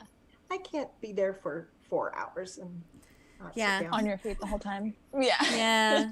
Yeah. I mean, it's one thing if you're like I can walk for 4 hours apparently, but I mean, standing, you know, I mean, if you're, you know, that's harder. Stationary. Yeah. Yeah. So, I love For that sure. you love music with horns. So like you like ska stuff and I do. Yeah. yeah. So I found this band. I went to go see Gogo Bordello, and they opened for Gogo Bordello, and I don't remember the name of the band that I saw, but they've since created a new band. It's called Too Many Zoos. Great name. And Yeah, and I love they it. they play in like the New York like subway stations, and they'll just like put on live concerts there, and it's all like jazzy horns. They do covers of like everything, and it's like it's so much fun, and they dance while they play, and yeah, I love I'm it. gonna look it up. Yeah, that was my Christmas present from the kids maybe 2 years ago, was a premium Spotify. Oh, nice. So Yeah. you know, I I recommend checking them out on YouTube because half of the enjoyment of them is watching them. watching. Yeah, because they're really fun. Nice. So, yeah. Nikki Boo wants to know if we put I Think You Freaky on the playlist. I believe it is on the playlist, right? Girl, I put it on there and it was on there for like a month and a half. Where have you been? I already took it off. You took it off? Nikki- I haven't heard it on there. You haven't? Well, also it repeats all the songs that I'd already heard and it never gets me around to new ones. That's so bizarre. Okay, maybe I have to like break the playlist up a little bit. Because Yeah. I was getting it all the time to where Really? I was getting sick of it. And yes, I had the song memorized after like a week. Yeah. I'm sorry, babe. So, okay, I'll put it back on for you. Just for you, Nikki. Cole says 27 years ago I saw 311 in Portland. Friends took me, loved it, hooked me. Yeah, they've been around forever. Like I just love they play every kind of music pretty much. Like I was listening to one of their newer albums last night and there was like techno in it and I was like, what? And then they also had like some of it sounded almost like heavy metal, but I mean they're mostly like reggae, kind of like Sublime-ish and whatever, and it's just chill. Like, and so many of their songs talk about like sitting on an like out in the sun on a beach or something. It's just like they wrote music for the cruise or something. Like, Yeah. they've been doing it since 2011, so it makes sense. Why wouldn't you write music when, you know, you're bringing 3,000 people on a boat? Yeah. Anyway. Pretty incredible. Yeah. Yeah, I haven't. We have cruised before, but not for a long time, and we just weren't quite ready to do that yet. Get back out into the COVID of it all. The petri dish. Yes. Yeah.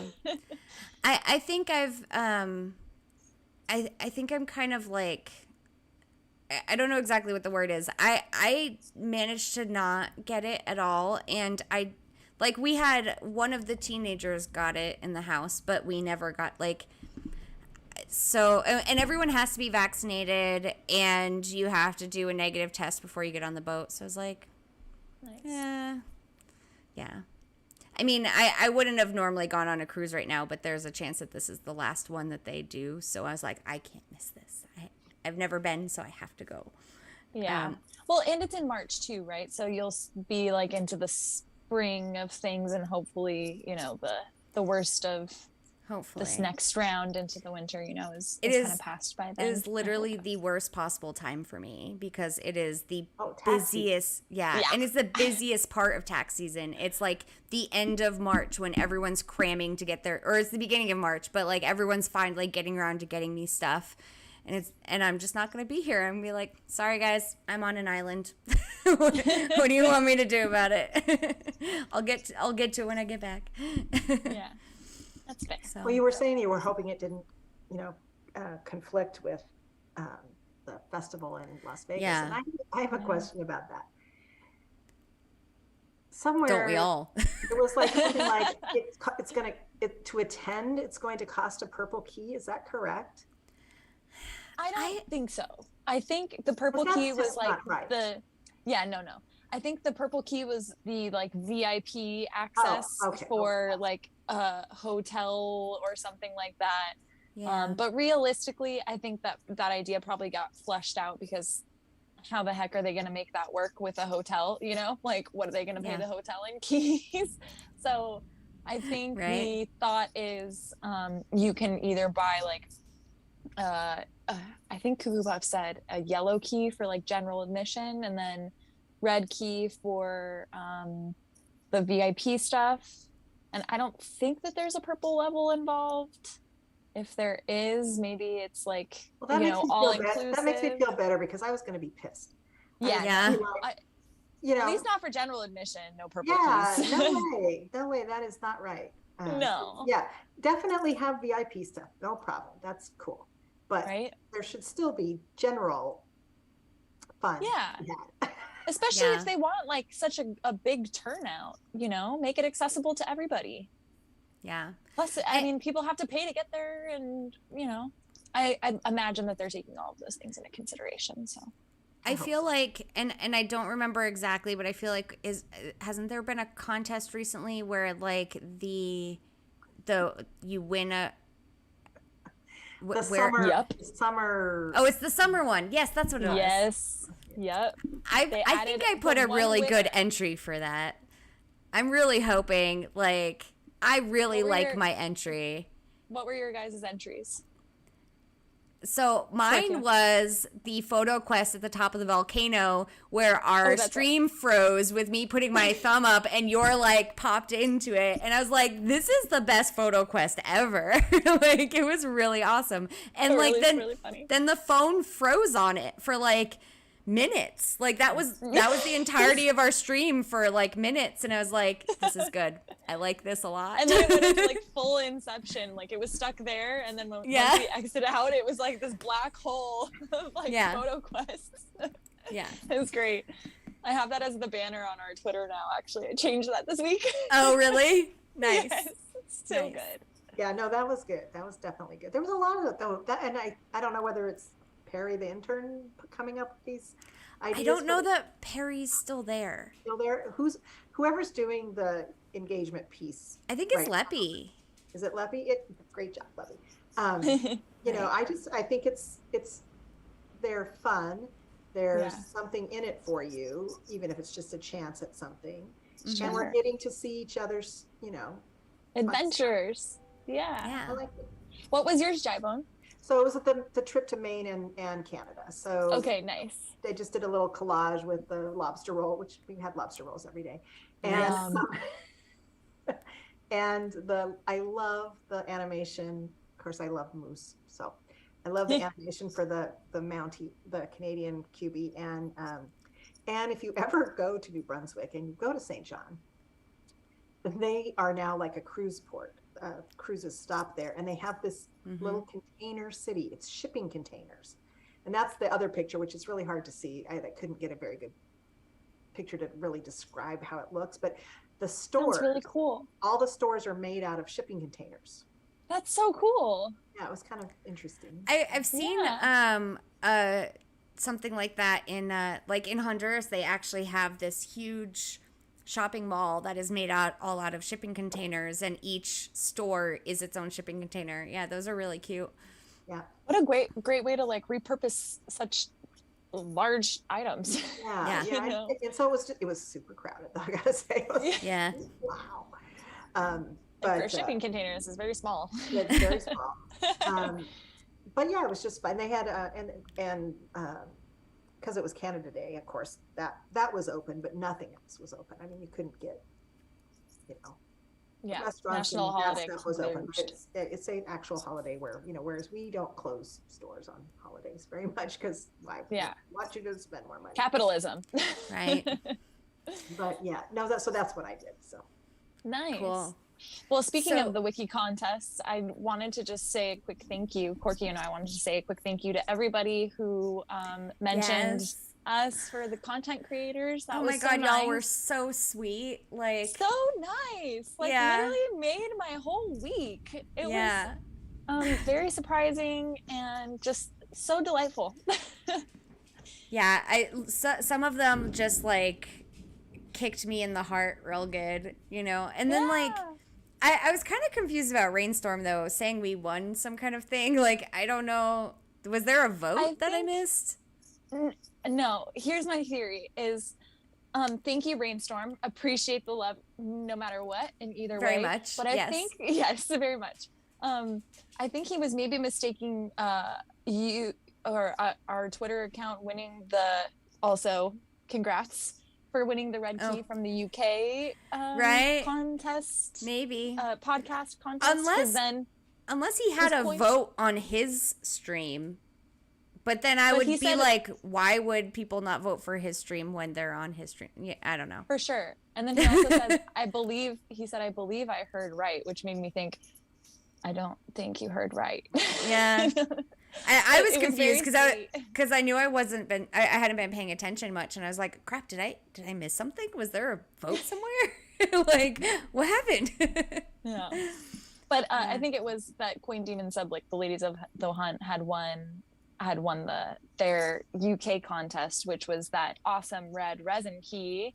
Yeah. So I'm excited to see that whenever it gets nailed to you. And I haven't even heard from him yet. Size. I haven't heard from. No, he hasn't reached out. Though I've chatted with him in general, the general thing, but he hasn't actually reached out to ask about the things. But whatever. I'm not in a rush. If I don't want to bug him if he's got stuff going on, you know. Whenever you get around to it, it's cool. We're ready to hang it on the mantle right here. Yeah. Yeah. And then you mentioned Perry. So I was talking to Perry about merch because originally, like, anytime we were going to do a new design, we were supposed to get it approved first. And so it's like, hey, Perry, what do we do when we need to get new designs approved for the merch store? And Perry took a month to respond to me, a full month, and then said, well, I'm not sure because I'm a college student and I might not be doing the intern thing much longer, but I don't know what the future process is. And what's crazy to me is in our contract it says if you want to do a new design, you submit it to Titanium Toaster. Titanium Toaster has 5 days to respond to you, and if you don't hear from them within 5 days, you just have to assume that they do not allow you to create that design, that it's an automatic denial. And so, like, a month? Like, how is this gonna work? So I've just been putting designs out. I think everyone else has too. So I don't know what's up with Perry. Perry might not be around for much longer by their own choice because of college. So I guess we'll have to see. But there's that other intern, right? Gabrielle. Remember Gabrielle was doing... What was Gabrielle doing? We were talking about it in Hawaii. Business development. Right. Something. I thought it was Gabriel. That's what I thought too. But then somebody said that Gabriel, I was maybe mistaking Gabriel on the dev team versus Gabrielle. That's right. I think there might be two. There's two separate. One of them needs to be Gabby. That's all there is to it. So. Yeah. Yeah. So maybe we have a new intern to work with. Well, I guess we'll have to see. I don't know how it all works. No one tells us anything, right? Right. Right. Yeah. Here's my little pout. I have to say the process of working with you to get my shirt was very painless and wonderful. Okay. I can't wait for it to come. I'm so excited. And we were kind of hoping it would get there before our stream, but we knew there wouldn't be a chance. It just took too long. I was like, I need to get to, I think, who was it, Nikki, saying that work is getting in the way of a coin hunt world life? Yes. Yes. Yeah. You know, it's funny. It seems to happen that way. I don't know. So the way it kind of works on my end is like you send me a picture, you tell me what you want, and then like it gives me the ability to put it on 9 different styles of shirts, and each shirt I have the option to choose 5 different colors that I can put it on. But there's like sometimes there's 20 different colors I have to pick only 5 out of. And I'm going through like the V-necks and the regular t-shirts, and I always try it on every color to see what it looks like. And I get it on the purple and I'm like, man, that looks really good. Yeah. And then there's another one called Storm that's kind of like a dark blue purple. And then there's a couple of other different purplish versions. And I'm like, this really looks really, really good on purple. And then you had said you wanted it in the jersey, kind of like ours, but then you changed your mind and you decided to get purple. I was like, I knew it. Like, that is the best one. That is the best one. I tried it on all of them. But that's the thing. I like this is like a Life is Good shirt, right? So I like the women's cut V, right? Yeah. I wish that was a choice. If we're saying our druthers, but I know, right? That purple looks great on you, though. So I hope it's. I know purple is your color. So then I'll get to be wearing it, I guess, for phase 2 if I do the QB Air. It will likely get there sooner than it says it'll get there. Yeah, because some people have surprised me and they're like, oh, it's already like when K-Hag showed up in Hawaii with his tiki shirt, but he ordered it 4 or 5 days before we left. No. I think it must have been 2 weeks, I think, before we left. Really? But it said it wasn't supposed to arrive. Ooh. Yeah, it wasn't supposed to arrive until a week and a half after when he actually got it. So sometimes they're a little faster. I'll definitely take a picture and, Oh, yeah. And share Cannot wait. Yeah, and we'd love to put your picture on the shop if you're okay with it, too. Oh, yeah, that's fine. Okay. Yeah, because I love, if you scroll down to the bottom of the shop, and then also on each individual item, you can see the photos of everyone with their stuff. And, that's what makes me happy. I love seeing people wearing their shirts and enjoying it. I don't know. It's just fun. I mean, you talked about not spending money for the game, right?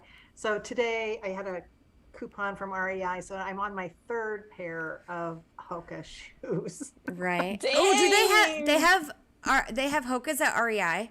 Yeah, that's where I got it the first time, and they're on sale right now. Okay, I need to go because I have REI dividends that I need to spend. Yes. So yes, I love that store. Here's our chance. I got a bike mount for my phone. Nice. I mean, I was walking anyway, but not this much. So shoes. I've a little bit more frequent purchasing of shoes. Yeah. Obviously gasoline. Yeah. Was a thing, not as much as it used to as it was, but I don't to compete in events. I can't really do that here with 20 volts. So yeah, it's tough. We're gonna have to drive during the event. Have to go somewhere. Have to go somewhere else, and I can walk there once I get there if I do that, but I can't. I've often driven down to see Danibus, who I noticed just popped into the chat. And that's a 45-minute drive for me. So, yeah. Nice. Hey, Danibus, miss ya. How are you walking in this torrential downpour that we're currently having? And he is 45 minutes away from me. It could be completely clear there. I was just gonna say. Has it passed yet, or is it still thundering and lightning? Oh no, it's it's getting darker as we speak. And your dogs don't freak out at the lightning and the thunder? No, so one of my dogs gets a little nervous about thunder and lightning, but the way she gets nervous is she climbs under the desk to hang out with me. So, she just wants to be near me. She doesn't freak out and bark or anything. And the other ones, even Brewski, who's terrified of fireworks, he doesn't give a crap about thunder. I don't know what it is. I guess it's a totally different pitch or something to him. So he says there is just cloud to cloud lightning in a windstorm. Oh yeah, that's it's just cloud to cloud. Well, cloud to cloud, it's like heat lightning. You go out on a nice summer night and you can see that there's lightning, but it's not. Do they have that in California? No. Oh. But if I saw that, I would assume the next place it's going to come is down. No. In the summers, I know in Rhode Island, it was definitely a thing. We didn't really have thunderstorms much, but in the summers when it was very hot at night, you'd just see the sky flickering a lot. It would just be lightning, but you wouldn't even hear thunder, and it wouldn't rain. We're all excited if it's lightning. We're like, oh, Yeah. lightning. Oh, I love it. There was a lot of well, lightning last year. My season. side of the family is from Colorado, and out, I grew up on the plains a little bit, and there you just get the sheet lightning that's just covers. Mhm. And, you get that here too. Yeah. and not here. It's Yeah. in fact, I honestly can't remember the last time we had thunder and lightning where I live. So Really? yeah, it just doesn't happen. We had so much, it felt like this last winter. It felt like at least once. I mean, it doesn't rain often, even during the winter, but when it was raining like pretty often, we had heavy lightning over here in Santa Monica, which was pretty exciting. And we were obviously like driving and playing Coin Hunt World at this time, so we'd be like, "Oh my god!" Like, because we're out, in the middle of the night going for keys. And I'm gonna let you live through me. So give me a second. Yes. Get us California spoiled folk. Because it's like it's going crazy out there. So, Alexa, turn off the lamps. Alexa, turn on the lightning. So you should see it flickering in here. Well, I don't know. Maybe my screen's too bright. I don't know, but I like this version. This dark mode on you is looking fabulous, Korkio. Ghost story version. Yeah, it's kind of hot. Okay, let's see. Well, you should see it eventually. Hey, babe. Nova made a good point that there was around the state we had lightning storms, and they sparked a lot of the wildfires and stuff. But I didn't have it. I didn't really have it here. So, she's in the dark. Spooky. Yeah. Spooky. I mean, literally, it's flickering nonstop outside. So it's weird Even that right you can't. now? Yeah, I can't see it at all. Constantly. Too bad you can't flip your whole desk around to the window.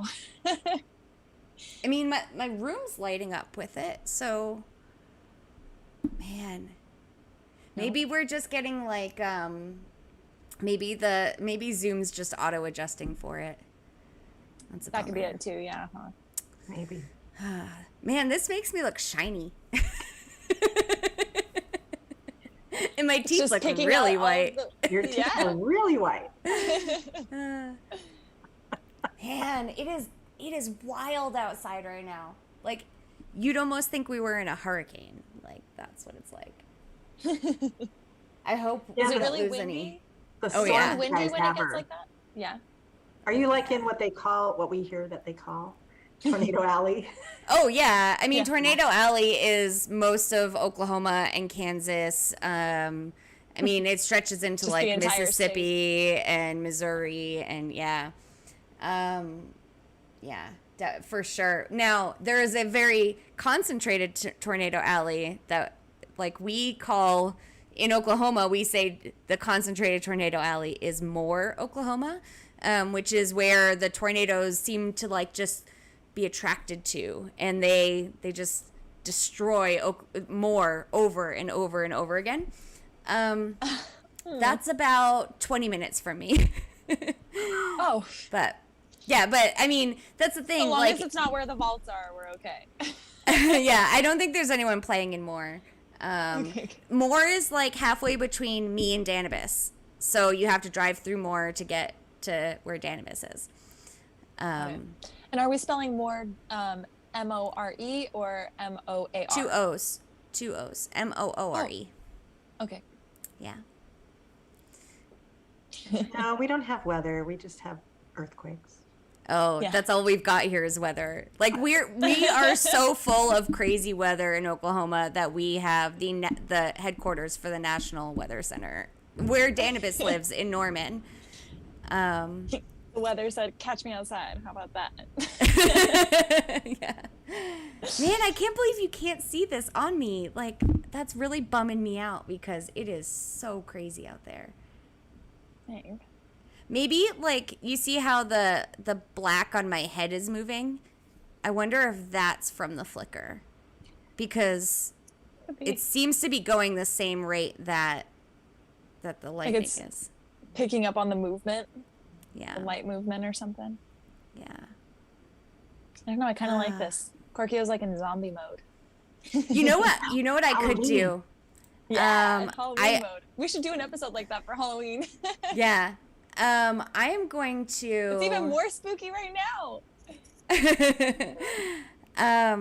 Let me actually. I'm gonna make this happen. Now I'm invested.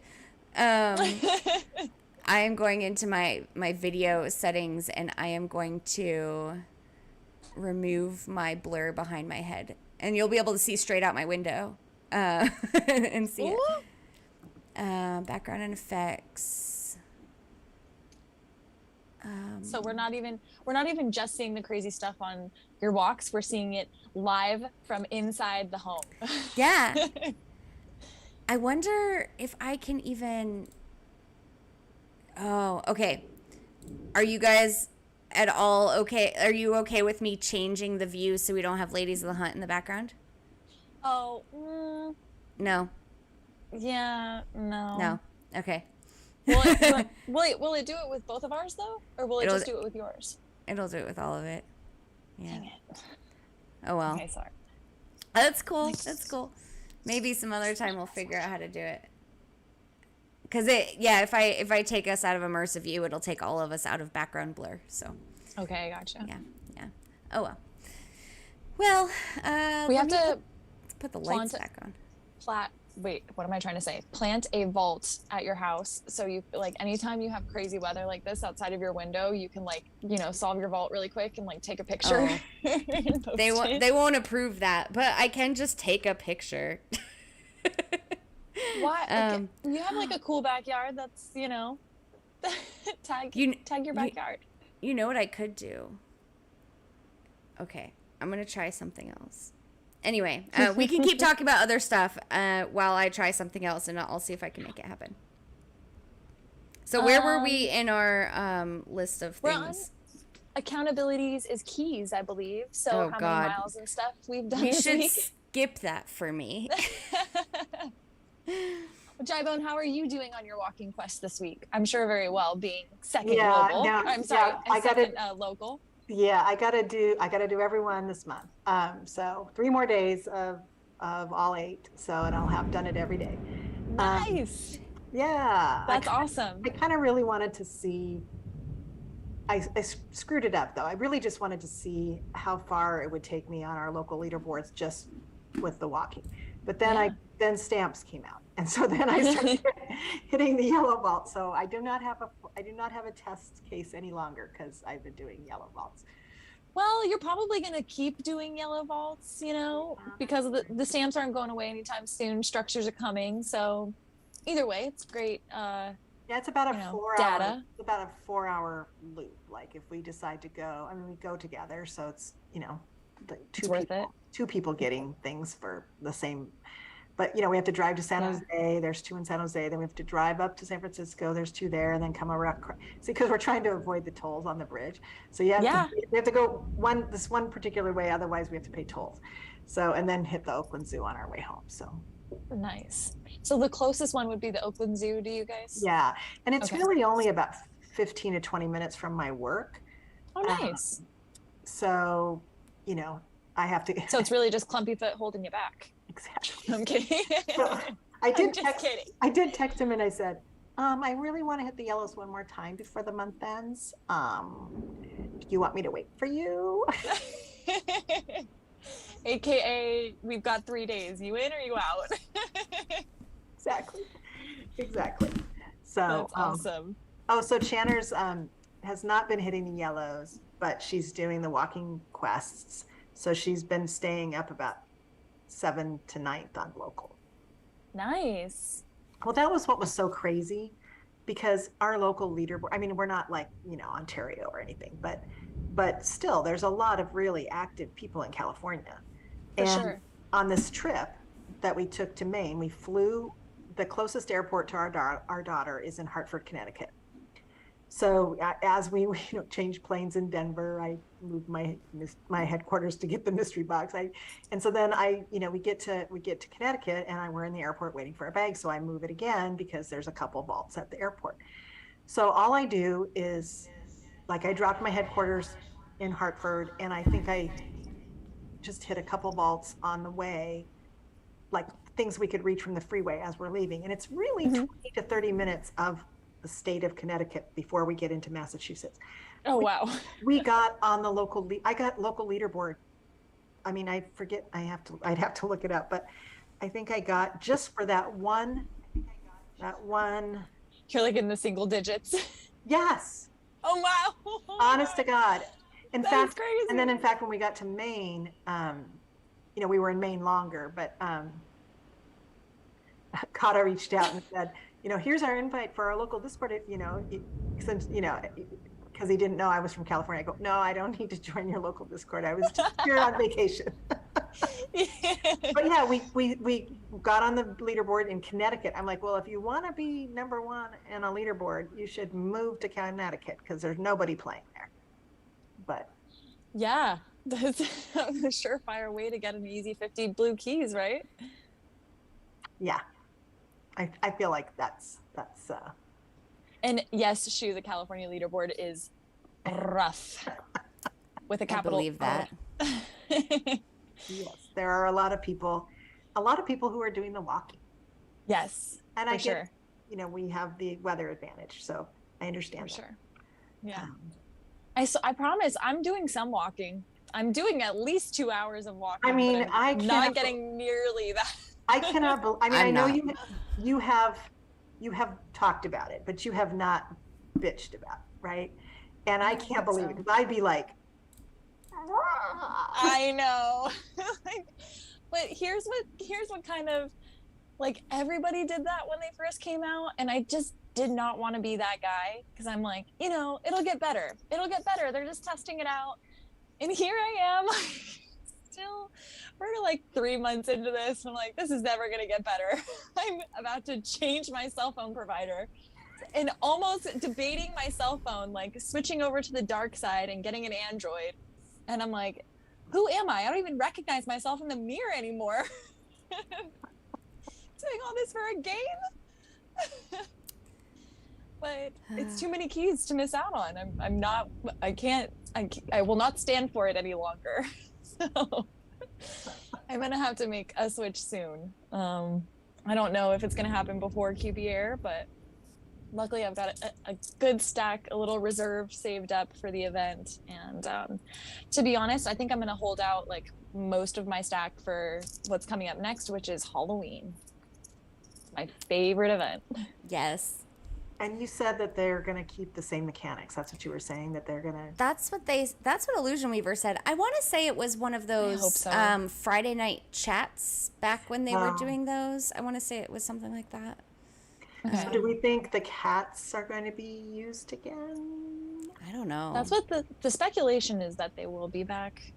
I don't know if it would necessarily be for Halloween, but Because I have all 9, so I could use them again in some fashion of a call that came up.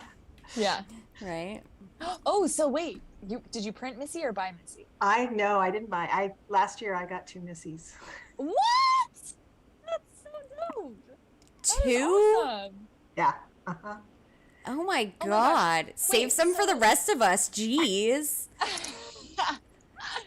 So yeah, RNG is on your and so then side. so obviously I burned all 9 and to get the black cat. Okay. And then and so then I had some extras of the other cats because I can't remember how many. I think I only bought 40 cat blueprints. Wow. And you got 2 Missies. So if Nova is still in here, he's gonna yell at me any minute because he constantly harasses me about this. And so then I just, the ones I was missing again, I bought over time. So I have a whole nother. Nice. So if we need them. Oh, Jibone, you're gonna end up taking this Halloween event. Let's go. Right? I love Exciting. Halloween. I think it's really fun. Me too. Yeah, I just have not been able to. I've sold many cat cubies, but I have not been paying for blood lately. So I'm not. I still have That's 2. fair. I still have 2 I could sell, but I'm like scared to talk about it. The price instantly like goes up, but I've gotten a little lucky, so I think. so again, trading now is- shacks, and then Yes. then you staff the trading shack, and that determines what the Trading Shack drops is what the rumor is. Right. So somewhere along the line there. So I will stage a black cat there permanently. I'm putting a dragon in that thing. Ooh, there you go. Yeah. That would be Scales, yes. So are we officially past the point where you're going to ask me how much I walked this week? Yeah, we've moved on, but let's go on to interesting sites because that's my favorite part of our show. Okay, I'm giving you guys one right now. Can you see it? I can see your face. Oh, yes, I can see it flashing it up in the wow. Wait, can you see it, Mama? No. Look up at the top. Yeah, it's the little box at the top of the screen. Because if I put it in immersive view with the rest of us, then it will. Is it the thing that keeps flashing? Yeah, it's flashing. That's my lightning. That's as good as I could get for the lightning. Oh wait, maybe I can. Oh, I can make it bigger. Hold on. It is. Oh, now I'm moving you by accident. Wait, it where is did it really go? active. I don't see it on Zoom, but it's still on the YouTube. It's still showing. Well, that's because you got. Wait, where did it go? No. No, it's still there on YouTube. Oh, now it's gone. Yeah, I don't know what I did. There's like a 6-second delay. Oh, gotcha. Okay, hold on. I'm leaving the meeting and then joining the meeting again. That was amazing. Let's see. Okay. Admit. Now I'm kind of waiting for it to pop up on my delay. Okay, I see it again. I want to make it bigger. Bigger. Oh, yeah. Oh, no, see, that's the problem is when I put it into immersive view, it disappears. Ah, crap. There we go. Okay. I can't make it any bigger, unfortunately. And then I have to connect to audio. And then leave audio. Yeah, it got a little echoey. Okay. Korkio's house. I love it. Wait, what is it doing? Oh, wait. I think it's got the wrong camera. Hold on. Oh, start video. There it is. Yeah, okay. Now you got it. Wow, that's something. Ooh, that was a big one. That's amazing. Yeah, it's like we're not used to nonstop that weather here. lightning. Yeah, I would just be sitting there watching that. Right? Although I know you're not supposed to be in the window. But. Off. I Tempting, mean, though. I don't think there's any worry here. I mean, we have short trees, but the trees are still taller than our house, so. Fair enough. Still, yeah. I mean, like, even when it rains, we're all like, listen to the rain. It's like the most action we get over here. So, this is, I had been doing this the entire time you guys were talking. So if you ever want to go back and see this, you can like just go back and watch the video later and you'll be able to see all the lightning because it was going for a long time. Actually, I had just propped it in my window. Let me see if I can just prop it. I love that. Just keep it at the top. Just have it running while we're doing the rest of the show. Nikki Boo says she's so invested. It's worth it though. Look at this. Look at the top. Oh my gosh. Hold on. I gotta use a geode to prop it up.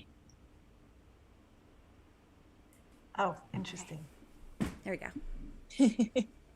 So it's not the best view out that window because I have double screens because it's a west-facing window and our afternoons get so hot that you actually, like, you double screen the windows to reduce the amount of sunlight that comes in and it kind of cools the house down.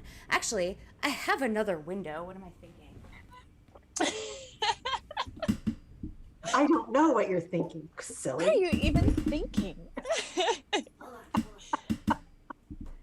No, man, that's just amazing. Oh, and look at the rain. Look at the rain. Oh, can we have some of that rain? My We stupid need it. neighbor likes to keep their floodlights on in their front yard. What is the purpose? Wow, though, it like really is just popping off. Hold on, I can get a better view of this. I gotta. Ladies of the thunderstorm. Please in the weather. We love weather here in Oklahoma. There you go. I guess that's the best view I can get you. But Wow. yeah. It's a show, Korkio. It was worth it. It was worth it. This is standard. So if you love this, come in the spring or the Whoa. fall. This is popping off. Oh my gosh. I mean, it's normal. This is how it is normally. It's fun. It's lots of fun. There was one point, I don't even remember who was talking, where I just got this look on my face, like, because it just got like a huge clap of thunder, really loud. I don't know if it picked up on the mic, but it was really loud and it was really close. And I spent the day cutting down trees today. So like, I'm glad I got that done before the storm came through, because all that shit's going to be mushy tomorrow. Yeah. So, yeah, much easier to cut trees down before it rains than after it rains. When it's dry. Yeah. Yeah. But with all this wind, Oh, what do you have? I just Devin? got a buddy quest. Oh, nice. Nice. Who's it with? Cowboy Eric.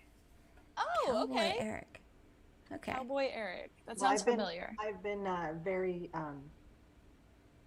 I'm very, very particular about my buddy quests. If you're a person Diligent. that goes, I can go anytime, and I go, all right, let's go at 6 o'clock tonight, and then they go, okay, and then 6 o'clock comes and they're not there, and they go, oh well, I said I could go anytime. I'm like, and we made an appointment. 6 o'clock was the time. See, I'm So one of those. Me, Jibone, Korkio, and Zenny are all on the same page when it comes to buddy quests. You're like, Yeah. I have a busy life. I'm Yes. happy to make time for this, but I want to make the time for that. Yeah, let's make the time and get it done. So we I'm can be on to the next. I'm still one of those that says I can do it anytime, and then they say, okay, how about this time? I'm like, sure, just message me a half an hour before to remind me, and I will be there. Because like, That works too. Yeah. It's just, I commute to work. I cannot do it during the day, and so Yeah. it's like I have specific windows, and I get that not everybody has that, and I understand that, but it's like, just make an appointment and keep an appointment. Right.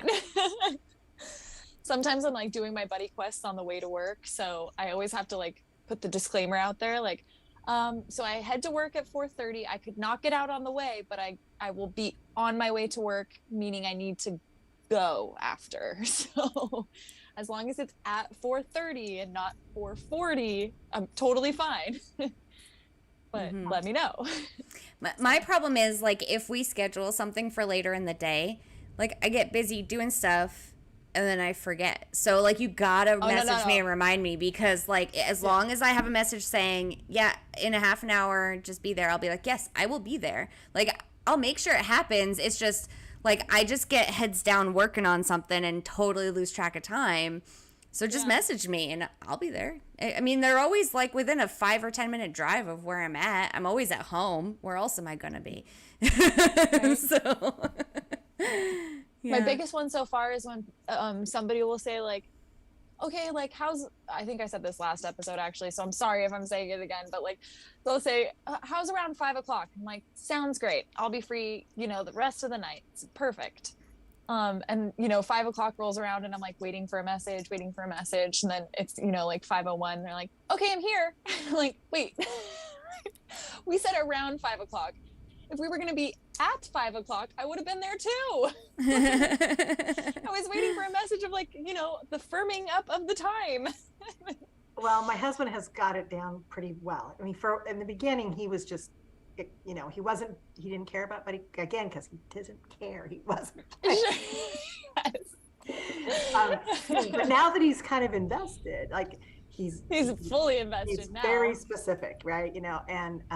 and he searches, like he will go and look to see whether somebody's talked in Discord before. And I'm pretty, I check every week and delete people if you haven't logged in 2 days. In this new mystery box world, if you haven't logged in 2 days, you're not playing.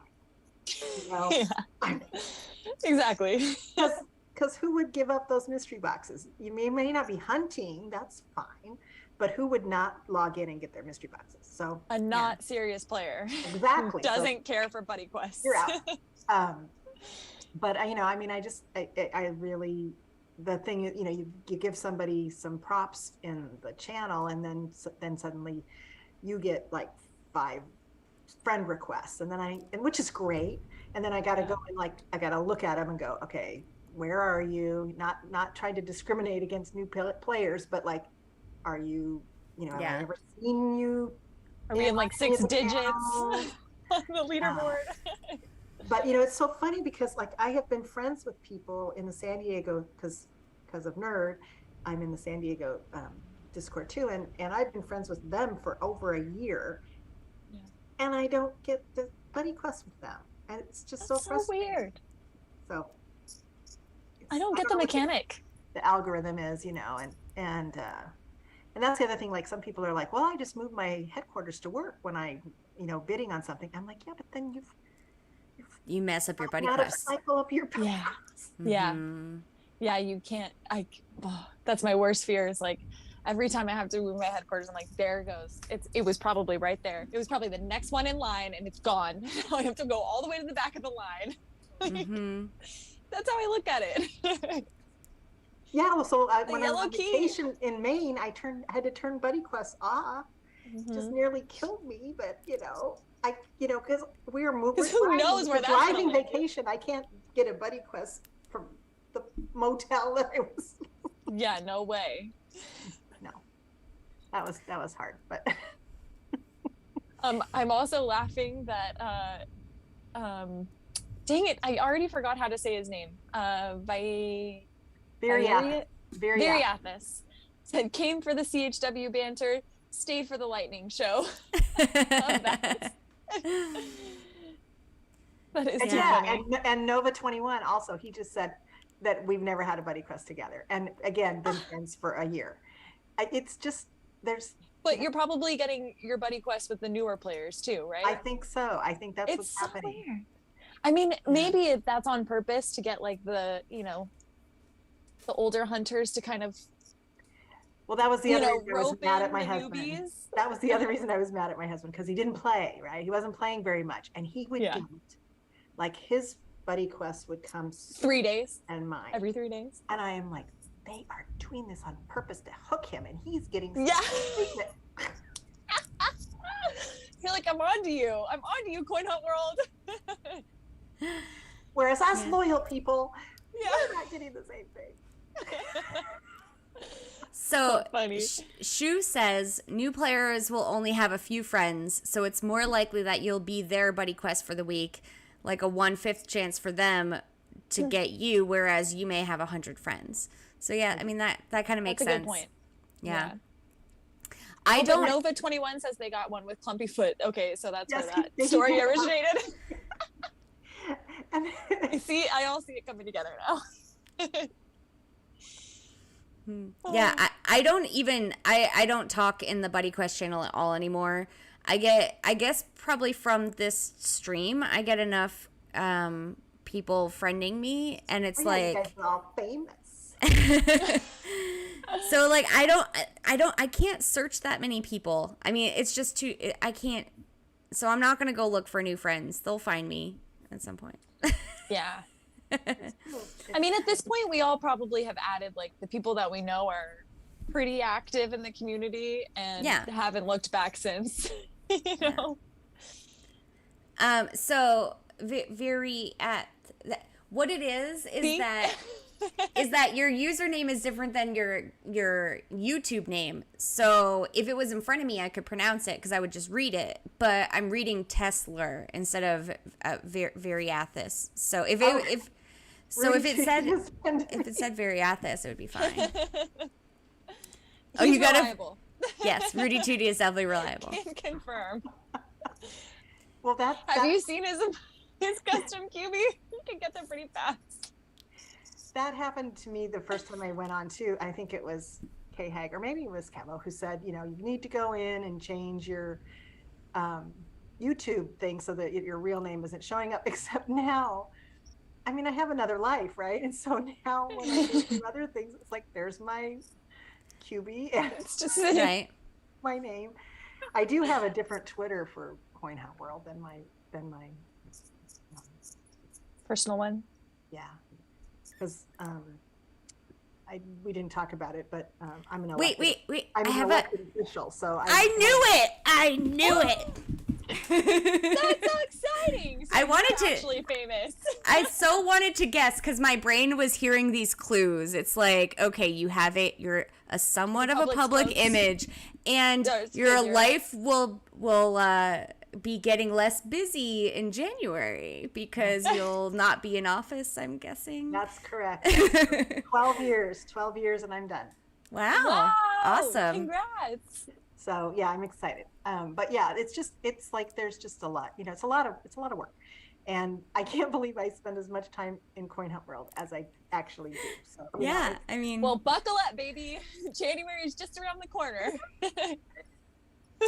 now, so yeah, you're gonna have to help us talk to our elected officials because I emailed my mayor about Coin Hunt World.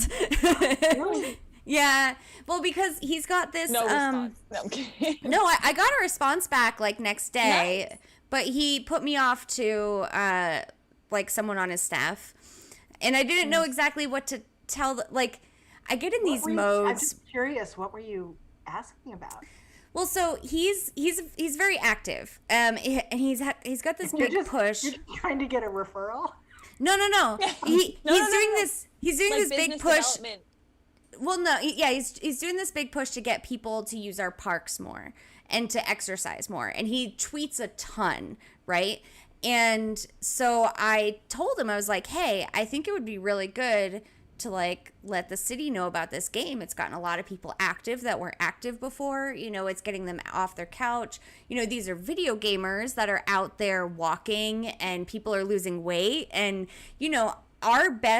our best area is this beautiful park that you've made, and I spend so much time in this park that I never would otherwise, and I get to walk through and see how beautiful it is, and I've been enjoying the new trail signs that they've put up and stuff like that. So I was like, hey, this would work for what you're trying to do. And then he's like, well, I would just say that it's really hard to imagine it without seeing the game. You know what I mean? It really is. People think it's. I listened to a podcast called "People I Mostly Admire," which is Steve Levitt of Freakonomics, and I love Freakonomics. He's a huge trivia player. Yeah, he belongs to that special trivia league. We gotta send him a referral link. And he, what was it? There was one other thing. It was like there was a whole. He had a guest on that was talking about adult learning and gaming and all this kind of stuff. And so I emailed them because they say they read every email. And I was like, oh my gosh, you love trivia and there's this game. And I had my referral. Yes. I feel like this is right. I did not hear back from them. I was very disappointed. Well, I was super. To bug them on Twitter too. I was super surprised that my mayor got back to me so quickly, and he was like, that sounds really interesting. He's like, I wish I could look into it more closely, but I have basically 2 jobs right now, and I'm working nonstop. And so I usually, when new things come up, I hand it off to people on my staff, and they look into it for me. And if it's promising, then we'll do something. So my problem is I haven't followed up with the other guy. I kind of this is what happens. I get these ideas, and then I get overly excited about them, and I'm like, I have to do this now. Let's do it now. And so that's when I emailed him.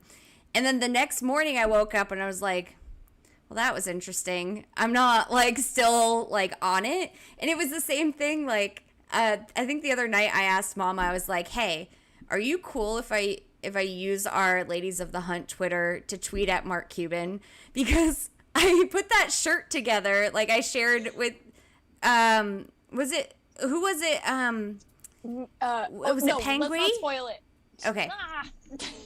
Anyway, I made this shirt on our like shirt design thing for the shop. That was like, it was Mark Cuban and Coin Hunt World logo, and it was like, it said something like, I bought this shirt to bring these two together, because like my thought was, we sell the shirt, we donate the proceeds for the shirt to Mark Cuban's charity that is like an after school program teaching like disadvantaged kids like science and AI and stuff.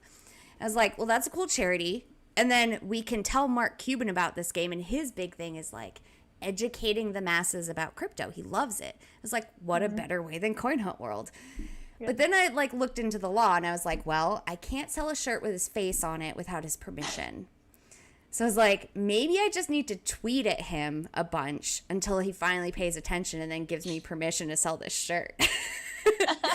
And then like Mama didn't get back to me till the next day, which was good, because she was like, yeah, maybe, I don't know. And I was like, yeah, I'm not even feeling it anymore.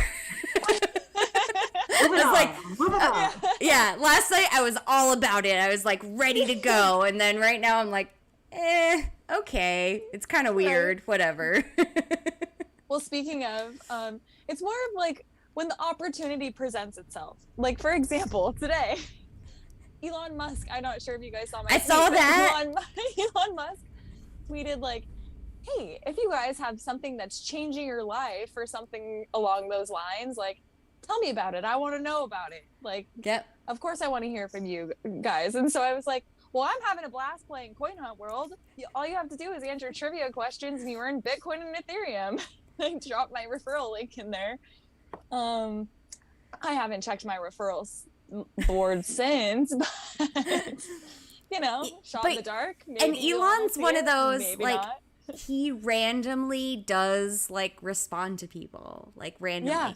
I bet if we went a step lower and we tweeted at Tim Dodd, who's the everyday astronaut or everyday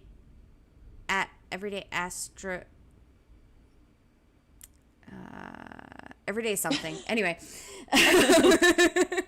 he's got a YouTube channel that he usually like live streams the SpaceX launches, and he's a huge fan. But he started as a huge fan that has earned Elon's respect. And when they tweeted each other, like, Elon pays attention and always responds. So if we get Tim Dodd, who is not too famous, whoa, did you guys see that one? Mm-hmm. I saw it in your actual camera. The lightning bolt on your person. Yeah. The lightning bolt, like, actually, like, through the sky. You can see it in the video, so you'll have to go back and see that one. Anyway. So yeah, Tim Dodd would pay attention probably if you tweeted at him, and then he could then tell Elon, and that's how we get it there. Probably. I don't know. Whatever. It's my brain's Where there's weird a will, sometimes. there's a way. Yeah. Yeah. I get really caught up in stuff real easily, and then wonder what was going on the next day. It's just a thing. I don't know. Well, you've stuck with the merch thing. You know, you had that idea, and you carried it through, and now we are all benefiting from that. So that's cool. That's for sure. I'm really glad that I did, because all of these ideas, the merch store and the show, were ideas like this. And the only reason why they kept going is because other people were as interested as I was. And then I was like, okay, I'm not crazy. Let's do it. So. Yeah, it was perfect. I'm happy. Me too. Happy you did that. Yeah. I mean, I don't get to talk about any of this stuff all week long. So, you know, I get to come and unload with y'all. So. Okay. Virathis? Viriathis. See, he changed his name to it. There we go. He says, I don't think you appreciate how cool this name is. A 16-year-old me came up with this like 24 years ago. I looked it up one time. Because, like I said, he's in our Discord. And what is the origin? So, Viriathis etymology. It's a Portuguese, the most important leader of the Lusitanian people that resisted Roman expansion into the region of Western Hispania or Western Iberia, where the Roman province of Lusitania would be established. Is that the source? Oh, that's interesting. Is he agreeing? Is he agreeing? He hasn't said anything yet, but That's what Wikipedia says. Interesting. Well, I came up with my name when I was like 13, and I've stuck with it ever since. So you search anything Korkio on the internet, you will find all my stuff because it's always under Korkio. Yeah, it's usually not taken. It's quite easy. Anyway. Well, that's nice that you haven't changed your mind about it. You know, we tend to go through phases, right? Yeah, I mean, other people kind of gave me this names in a way, so, I mean, who am I to say that they're wrong? Like, you know, when you're like a early teen, so I think I was like 7th grade. I had a boyfriend, you know, the type you hold hands with in the hallway, like that kind of boyfriend. Who later turned out he was gay. He's wonderful. He actually lives in San Francisco. He's awesome. Anyway, send him your Coin Hunt World referral link so Jibone can then do phase 2 and snatch him in. I can almost guarantee you he has an iPhone because that's the type of person he is. Also, I don't know that he would be interested. Like, fair enough. He's an awesome dude, but it's like, he's too much of a hippie, I think. Like, he's too, I want to do what I want to, I don't want to think about anything but life and blah. He's like an analog kind of guy. Yeah. Yeah, so. Yeah, I feel like you have to be a little bit nerdy to play this game. Yeah, he's definitely not nerdy. He's extremely smart. He actually won a national competition for Italian of some sort. Like, he got the best score of non-native Italian speakers in Italian. I don't know. Anyway, he's awesome. When we were dating in quotes, he used to call me Korkio, my Oreo. And then my best friend in 6th grade, she used to call me Corky. So then they decided to put it together and just make it Korkio. And it just kind of stuck. So, yeah. And it was cute because he was, he's fine now. Like, when he was younger, he was kind of a chubby boy. So, like, he used to call me Korkio, my Oreo. And I was like, yeah, you love Oreos. I do too. Yeah. That's so cute. Yeah. Anyway, so. Now the chat's talking about all their Pokemon Go, not their Pokemon Go, but just the Pokemon Go community, and how we cannot seem to get the Pokemon Go players to switch over to Coin Hunt World where they can make free money. Right. There. Also, Viriathis responded and he says, "You mean I'm not the first to use it? Well, that's disappointing." So I guess maybe he didn't know his name was another thing, or maybe he's just being silly. Who knows? Yeah, I Pokemon Go was after, I knew what it was and the kids were playing it and stuff, but we were never. Me neither. Into it. No. Yeah. So I don't know why people wouldn't want to. It seems very similar. I don't know why people wouldn't want to. Yeah, except Coin Hunt World's better. Now. Yeah. I do. In the times when we're between events, it's kind of like, I'm going out and doing this again. It's like I love a little lackluster. Yeah, I love the events. So when they can get to, where we're working on things in between events, building or whatever it is, that's going to be better, I think. I think that's one of my. They were aiming for an event. Sorry, babe. Aiming for like an event a month, right? Like, remember when they were going all event crazy? And I was like, wow, an event a month, we're gonna be broke all the time. I'm kind of glad that they don't do that. Me too. Yeah. Like, we need time to recoup keys. Yes. And time to sleep. Yes, that too. Yeah. Very much so that. Yeah. I forgot what I was gonna say. I'm sorry. No, you're okay. It also changes your life because you're like, oh, I can't go to the mountains that weekend. That's the anniversary event. Yeah. Oh yeah.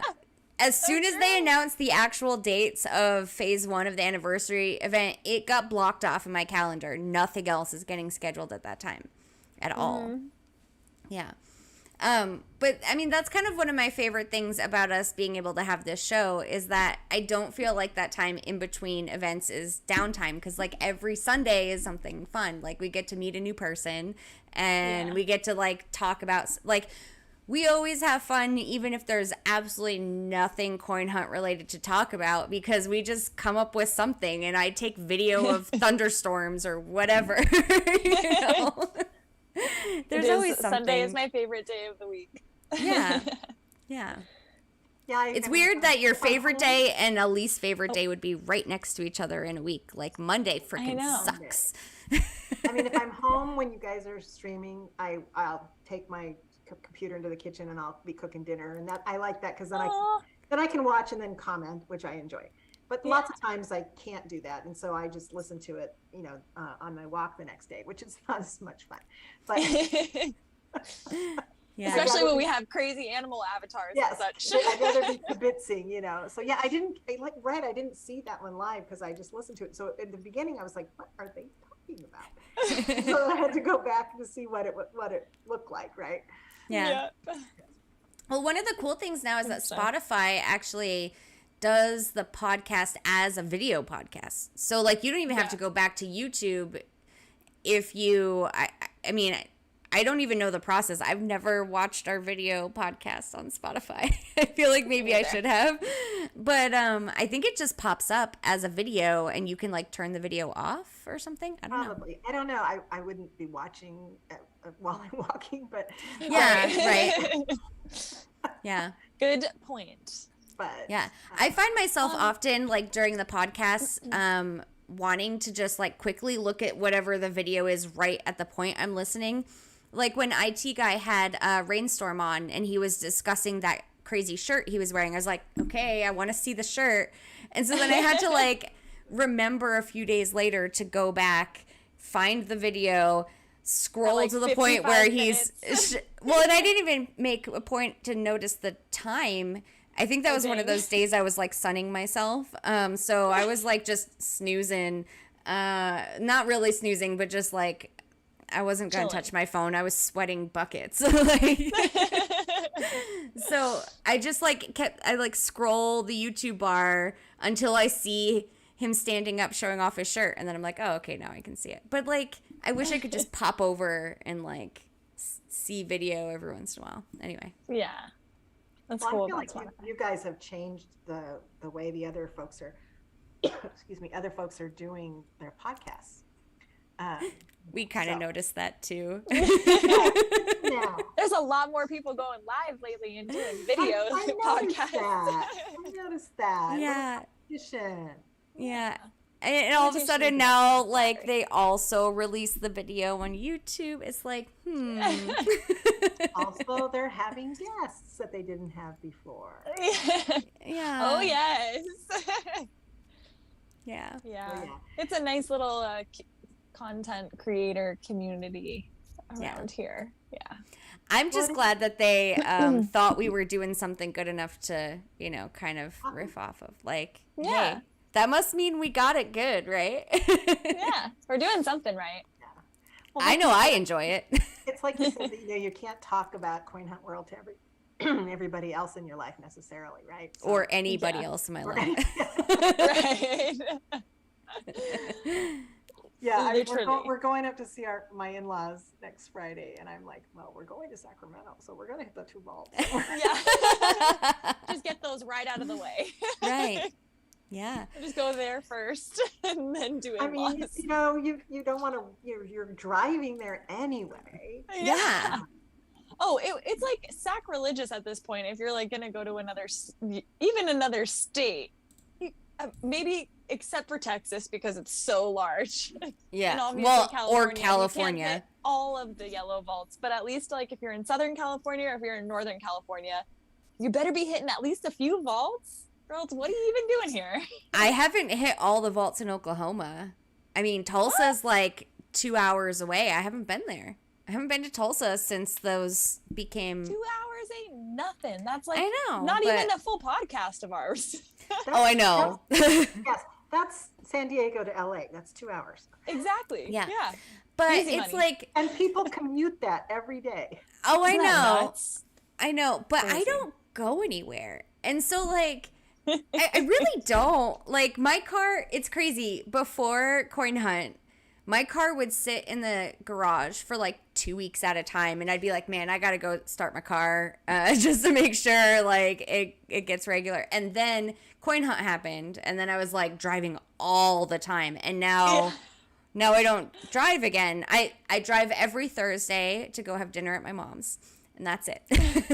But, like, I'm way too lazy to drive to Tulsa. Now, if I'm going to go to Tulsa to do something there anyway, I'll do them then. I figure save them for that point. But, like, I'm not going to just go to Tulsa. I got no reason to go to Tulsa, especially because I'd be driving by myself, and my boyfriend would give me the side eye and be kind of judgy about it. And like, well, your boyfriend has a electric car. Why are you not taking his car? Well, yeah, take his car. He can borrow yours for a day, a morning. he wouldn't let me take his car to Tulsa. Oh. What? Like, no. If I had an appointment and I needed to go to Tulsa for some reason, he'd let me do that.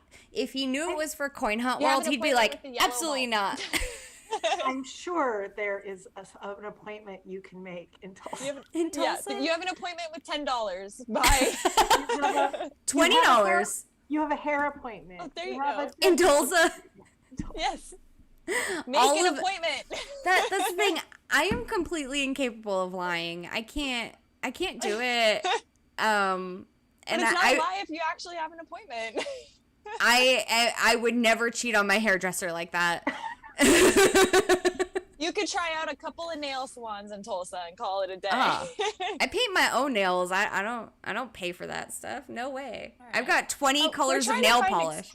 I know. I'm trying to find That- some excuses for you, but it's okay. That's the thing. I couldn't come up with any excuses to go to Tulsa. Tulsa has zero that Oklahoma City doesn't have. Like, Oklahoma City is twice the city that Tulsa is. Sorry, people from Tulsa, but it's true. So there's literally no reason to go there unless Zenny there's a says- concert there. Make appointments with other coin hunters. There's no coin hunters in Tulsa. Oh, what? No, there's no community in Tulsa whatsoever. That's so sad. There was like one hunter a long time ago and they stopped playing. And yeah, there's no one. So if there were people, I would want to meet them, so I would go. Yeah. But I don't even have that excuse. Dang. So Well, now Zach, that makes a little more sense. So you'd literally just be going for the yellow vault. Like, there's not even Yeah. really hunting that you could do. no, right? And Oh, okay. there will be I always concerts assume there. that. Okay. Yeah, there I will be always assumed concerts. that, like, but- near a yellow vault, there would be like hot spots, but that's not the case for every vault. It's certainly No. not the case for the And it's- Coachella vault. So. It's crazy because the two vaults in Tulsa are like less than a mile apart. They're like right next to each other, and they're right downtown. They're exactly where I would go to that area if I went to Tulsa for something else. So like I will That's definitely like run across them. The San Jose vaults are 1.5 miles apart. Yeah, That's crazy. It's so weird. like I kind of wonder if you're standing at one, if you could Robbery. even see the other one on the map. Like it's possible. They're actually that Wow, close. they're that close. Yeah, Wow. yeah. Jealous. But fine. they're for no one. I mean, Tulsa? No one's there. So Yeah. no one gets to enjoy that. I mean, Zach has been Hopefully to those Dan of cranes, us is and I haven't. Going out there. Oh, wow.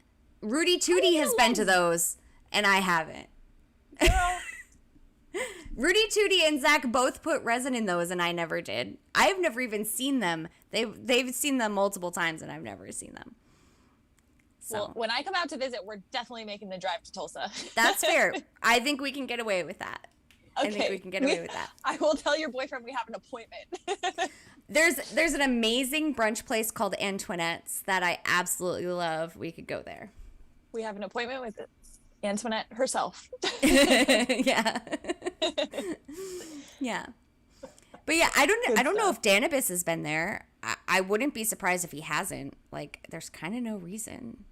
Danibus also, I think Danibus works from home like I do. So We're kind of chill and lazy in Oklahoma. We only do shit that we need to do. Well, I do like that. I mean, not so much now, but when we had key booths, I got, that was my commute every day. I got off the Raking them up early, so I could go down this one street and pick up all the keys. And yeah, I routinely woke up at 5 o'clock in the morning to drive for 2 hours, and I loved it. It was my NPR time and my tea time, and it was great. Kind of miss that. Totally agree. Agree. Well, especially since I had that was the other thing that my husband really liked doing in the beginning was mapping, putting stuff on it. Yeah. So we would be in the car and he would have a tablet and have the map open, and he'd be putting the points of interest as we found them. We mapped this whole area. Oh my gosh. And then when Nerd told me, he's like, oh, you should report that vault. It's in a bad location. And that started a whole new project. I'm like, all of the things you can I'm move. like, what do you mean it's in a bad thing? It's not supposed to be at a school. I'm like, oh, okay. I hadn't even looked at the thing that said where you were supposed to put stuff. So at one of there were a couple of locations where there were tons of keys in my town. And one of them was on one of the high school campuses. There was a ton of keys. And I'm like, well, this is not right. And Nerd said, well, also tell them, suggest a good place for them. Then that makes it easier for them to do it. And I'm like, oh, so you suggested your commute? It's a mall right around the corner here. So right on the street. Exactly. I said, these keys are on a high school campus, which was true. I wasn't lying about that. Here are some good places to put them. Sneaky. So they were keys, right? And now they're system vaults. Right. And then the other one was I moved a whole bunch of keys. From a couple of other places that were like that, inaccessible or schools or whatever, into like our big sports park. So all along the path, the walking path was keys, which I rode every day. And now our system vaults. Yeah. Which, are you hitting system vaults, Jibone? I definitely do for events. And then I wasn't. And then now I am. I don't know. I keep going back and forth. The dip is strong right now, so I wouldn't knock anybody for hitting system vaults right now. I'll probably hit a couple of system vaults, but definitely over events. It's like, I know I have a ton of you're cleaning up crypto, and the value just keeps dropping and keeps dropping. But yeah, so no, I that's kind of where I don't like to burn keys during happy hour. My husband does that. I don't like it. It's just wrong. Feels wrong. And I think it does something to your brain. I'm telling you, people, like choosing the wrong answer is you're building pathways that is gonna. You're gonna get the answer wrong when you don't mean to. Yeah. So I don't like to do that. So I would just hit system vaults and. For happy hour, but nice. I mean, I understand the reason. I just don't like it. I don't like it either. I'm with you. Yeah. I can't do it. I totally agree. Yeah, I can't throw. I can't throw away a key. Yeah, we work hard for our keys now. There's no way. Yeah. Maybe before when I could just like pick up another one on the corner, but not now. Yeah. No key left behind. Yeah. No. And I record all of that stuff too. So every mystery box I have had in the new system, so I know the rate and everything. And That's awesome. Know when I'm gonna get like a nice big one coming pretty soon. And so yeah, those are the things like I just if I'm feeling like, and I used to not forge up either too, because everybody was like, don't you should only spend green keys, and I'm like, okay, that's not working for me now because now I'm more green vaults and yellow vaults, and I have to. You need the keys. Forge up because I swear we are not getting yellow or green keys in blue vaults like we used to. I agree. Oh, no. I agree. Yeah, I feel like the rate has definitely reduced. Although this morning I've been hitting green vaults more often, so this probably has to do with it. So, which even like to a point where I'll like see one that's like way far out of my way. and I'm contemplating going to hit it now. Like where I'm like, could be a stamp. There could be a stamp there. Have you got a stamp from a green yet? Not a green, but I did get a yellow key back from a green this morning. So and it was a perfect response. So I was like, yes. That's really good. A great feeling. So it makes up in those ways. I was not hitting greens at all. Like, even if I was at a green, like, randomly, when my boyfriend used to go hunting with me in the car, like, he'd be like, well, I don't really want to do, like, play the game, but if you're going to go buy a green vault, like, I'll hit the green vault. Because, like, for him, that's worth the money. So, yeah.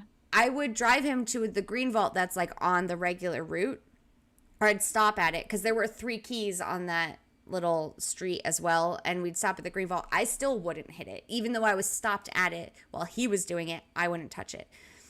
And then I've kind of like now if I'm out running errands and I happen to go by that street, like I'll pull into that street every once in a while and like do the green vault. And I'll say, so every once in a while means that in the past 2 weeks, I think I've hit it 4 times.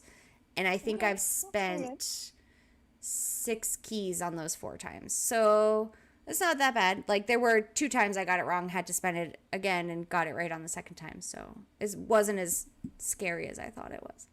Yeah, I think it's, for most people, it is that fear. Well, actually, it's 2 things. I think you get used to it, right? And you're just not as nervous about it.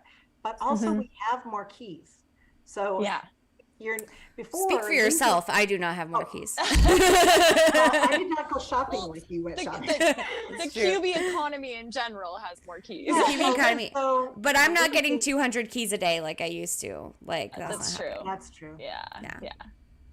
But I just feel like I'm not as worried about if I miss it, I miss it, and that's fine. I just, I'll move on. I'll get and use another key, and I'm not agonizing over it. Maybe that's just getting used to it, but I sort of even feel that way about the yellows now too. I'm just kind of like, I've just been doing it, so now I'm like, you're in a rhythm. You got it. Like, you got to keep it up.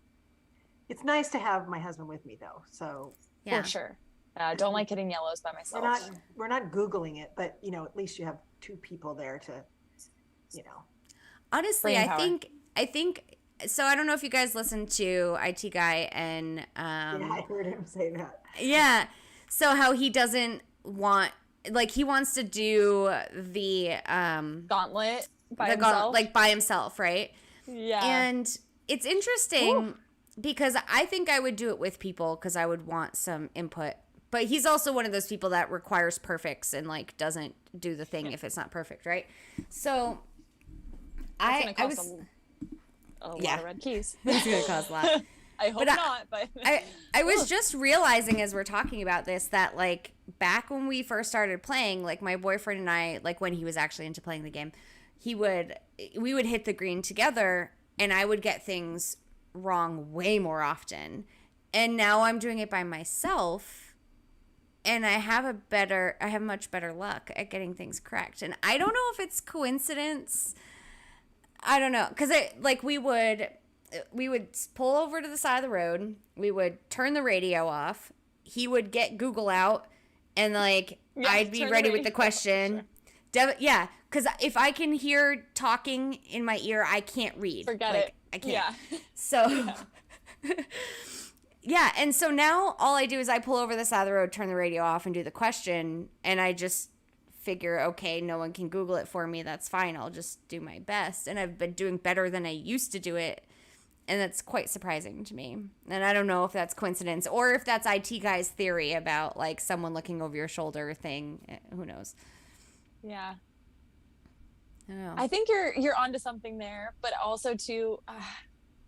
I love it when Marvin's house is there when I have to answer a question, but I think it depends on the category because then sometimes I'll be leaning towards one answer and he's leaning towards another and I'm like, and I gotta just pick one. Yeah. And usually I'll go with what he's saying, and if I get it wrong because of his answer, I'm like, look what you did. Look what you did. I got it wrong. Yeah, he's gonna have to owe you something for that one. Exactly, right? Yeah. So, too bad there's not a wine category. And then like wine happy hour, we'd have rent a Marvin's house instead of rent a Trent. Yeah. Oh my goodness, Pearl. Is that Pearl? Yeah, anytime. Yeah, this is her tail banging against the desk. Sorry. Oh my God, that sound is usually what wakes me up in the morning. The dogs get hungry, and one of the dogs just starts wagging his tail, and it bangs the wall, and it's like, okay, I'm awake. What? Yeah. There we go. You success, you guys. You got us awake. Yeah. Oh my God. Okay, so this is not a story about while I was hunting, but I was so proud of my pit bull boy this week. I have to tell you this story. So as he's getting older, he's getting smarter. Like, so much smarter. So we feed them in the morning. We used to feed them like around dinner time, which is why we call it dinner. But then we realized if we feed them at night, like, then they'd have to go to the bathroom more often at night, and we were having issues with skunks. So we're like, okay, we will switch them to feeding them in the morning, and then they'll go to the bathroom throughout the day, and then they'll stay in more at night and won't be as likely to get sprayed by skunks. So Brewski has been doing this thing, like, he barks when you're getting his food ready, and it's obnoxious, right? He's done this. He's actually a talker. Yeah. He usually doesn't bark, but he barks when you're getting food out of the bucket. And it's interesting because he never used to do it. His brother Gansett was the barker, and we would put the dogs out. Back in the day, we'd put the dogs outside. We'd get the food together, and then we'd let the dogs in to get their food. But we have a dog door now, so we can't do that. They would just come in. Like, we could barricade the dog door, but that would be a pain. Whole thing. Yeah. So Gansett passed away, and Gansett barked during getting ready for food. He would just stand at the back door and bark nonstop until his food was ready. Gansett passed away, and then Brewski picked up the habit. Like, as soon as Gansett was gone, Brewski was like, someone's got to bark while we're getting food together. So now Brewski barks. Somebody's got to do it. Yeah. So I've been trying to train him. That's what brings the food, apparently. Apparently. That's his logic. Apparently. Somebody's got to ring the bell. So I've been spending the past few months trying to train this out of him so that we can, especially since we do it in the morning now, and who really wants a pit bull barking in your ear nonstop while you're getting their food in the morning? So I've been trying to train him where, like, I will start getting the food together. And mind you, this is not just pouring food into a bucket. This is getting out, like, 4 different kinds of medicine for 4 different dogs, and the different prescription food for different dogs and different amounts. And so it's a process. And so basically, if he barks, I stop putting the food together and I go do something else, and then I come back and then I do it. And then if he barks again, I stop. So that's how I've been training him. Yeah.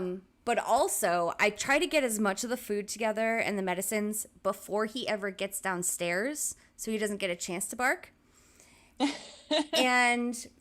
And then what I would do is, like, I noticed that his first thing in the morning always is he goes and pees for like 5 minutes straight. Like, he empties his full night bladder. And he just, so, like, I get a bunch of food, a bunch of it together. As soon as I hear him coming down the stairs, I go get my tea. And then as soon as I see him go outside, I go finish getting the food together so that he won't bark as much.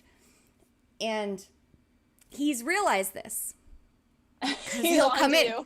He'll come in from peeing, and the food will be ready, and he'll not have had a chance to bark about it. So, so he tried to trick me this week. So I was starting to get the food together. He came downstairs. He looked at me. He went out to pee. As soon as he went out to pee, I went back to get the food together again. He turned immediately around and came back in the door. Like, he tried to make me think he was going out to pee. Yeah, exactly. Just like that. Came right back in the door. He's like, okay, what are you doing when I'm not looking? I'm here. I caught you. Yeah, exactly. And so I didn't go put the food together. I did something else. And then I did it in front of him, so he didn't think like he was being tricked. Yeah. And so the next morning he didn't do it. But the morning after, he did the same thing again. And now he's doing it every morning. He's just, like, tricking me by going outside and coming right back in. thinking that that's going to get me to put his food together faster. Oh my God. I was Such like, a goofball.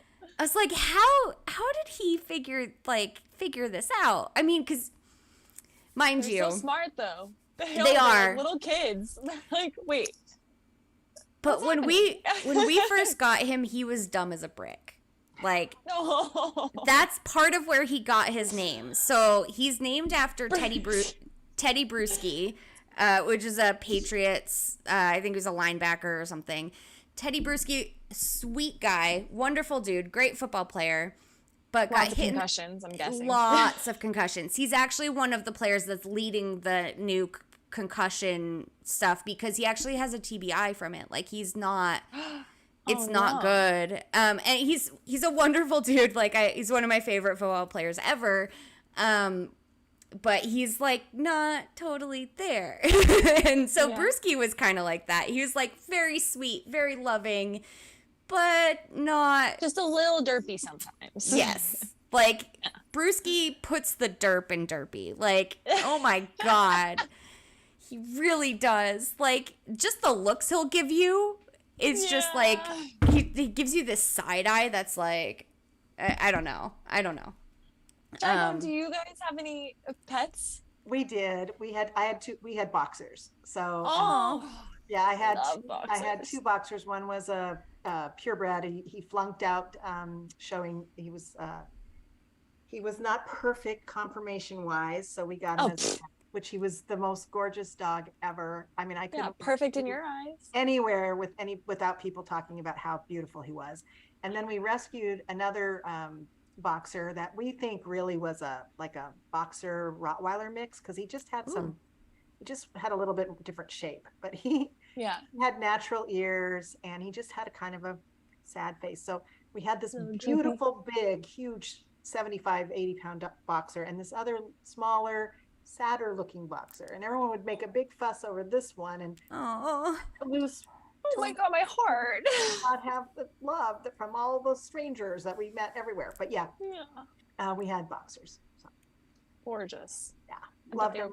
They're just. It was like the perfect dog for us because they don't shed a lot. I mean, they do shed, but not like fur, like balls of fur. Right. They will be as active as you want to be, or they will just lay chill, eat. And assuming that you don't, have one that gets crazy separation anxiety, because that can be a thing. They're just fun, silly. They're silly all their lives. They're just silly. Yeah. Aw, that's so sweet. I feel like they're quite similar to pit bulls in a way. Yeah. I would agree. And incredibly, I mean, part of it was also we had a place up in the mountains, and at that time, I was not working outside the home, and we would spend like a month up in the mountains, and my husband would come down and go to work. So we were by ourselves at the place, and I wanted a dog that like sounded scary and looked scary, but really was just a big baby with kids. Yeah. And I just was reminding, my daughter and I were just talking about this. So she was 5 when we got our Kirby, and anyway, so he loved to play. His favorite thing was tug of war, and you're not supposed. The trainers will tell you not to play tug of war with a boxer because it's it brings out their drive to because they tear things apart, and they're so strong and they're going to win all the time. Yeah, they're a little territorial when it comes to. But it was his favorite thing. Wanting to win. A big jolly ball that was the ones that are meant for horses, and he loved. I couldn't deny it. His tug of war, he just loved it. No way. So we had all these ropes that he would tug of war with, and he would. I mean, he's super strong. He would pull you. He would win, right? Yeah. And then like shoulder out. Yeah, we had a family a Christmas gathering, and my niece was 2 at the time, and she was wandering around and wanted to play with him, and so she picked up the rope and he put it in his mouth, and then he just basically let her lead him all around. Oh, yes. And he would go, but he was playing with her. Yeah. And throwing her a bone. It was just I'll never forget it. That's so sweet. He was the best dog. Oh. I love dogs. I know, so we don't much. deserve dogs. I was saying the other day that Brewski and I are actually each other's emotional support animals. Oh, because 1000%. He is so mine, but I'm also his. Like he doesn't want to leave my side a lot of the time, and I'm the only one that can calm him down usually when, you know, he gets upset about something. And we're just soulmates. Yeah. Dogs are the best. Yeah. Yep. I feel like I should have taken a class to be Brewski's emotional support animal. Well, that is what the dog trainers are doing, by the way. They're not training the dog. Of They're course. training the person. Yeah. It's so true. I've never really, I've thought about hiring a trainer. They're so expensive. And I figure, the psychology of humans and the psychology of dogs is not that different. So, I just treat Brewski like he's a human, and often that's what works. True. Yeah. Yeah. I don't know. They're fun. Fun. Yeah. All right, well, let's get it back on track here. Talk about a couple of we'll kind of wrap it up because we have been going for a little while. Oh my God, it's almost 9:00. I know, I'm sorry. See how quickly the time passes? Yeah, it's really easy. This is how our shows end up 3 hours, and we're like, I don't know what you want us to do about it. And I only had one glass of wine. Yeah, I think it's because we're not strict like IT Guy and Zach and Beats. They're strict. They stick to we're gonna stay on Coin Hunt World. Zach sometimes goes on his rants or whatever, but they don't just talk about life. We like life, so yeah, all things, because Coin Hunt World has taken over all of our lives, so we kind of have to encompass everything at this point. Yeah. Yeah, it affects vacations, it affects your marriage, it affects your work. Literally your every day. You know what I realized? What time you're waking up in the morning, what time you're going to bed. Did I remember to talk about the bee bar on the episode last week? Mm-hmm. Yeah, okay. Yeah. Here I am thinking I totally forgot to talk about it. And I'm like, see, it affected how I took care of the bees. Because I learned that by talking about beekeeping on our show. Shout out to Grizzle. It was really interesting. I thought it was really interesting. It's one of our most listened to episodes by far, is the Brizzle. Yeah. Yeah. It was really super awesome. Because I do hummingbird feeders, but... me too. But... I'd never considered, well, I don't have a swarm over there, but I just hadn't really considered, doing that for bees. So that's cool. Yeah. Right? And I wouldn't have known how to do that if we never, if we stuck to coin hunt topics. I'm glad we learned so much about beekeeping. Yeah. Yeah.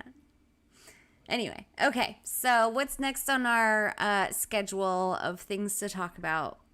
Is there anything that we need to go over? Well, there's one thing that we haven't covered. It depends. How much time do you guys have left in you? 30 minutes?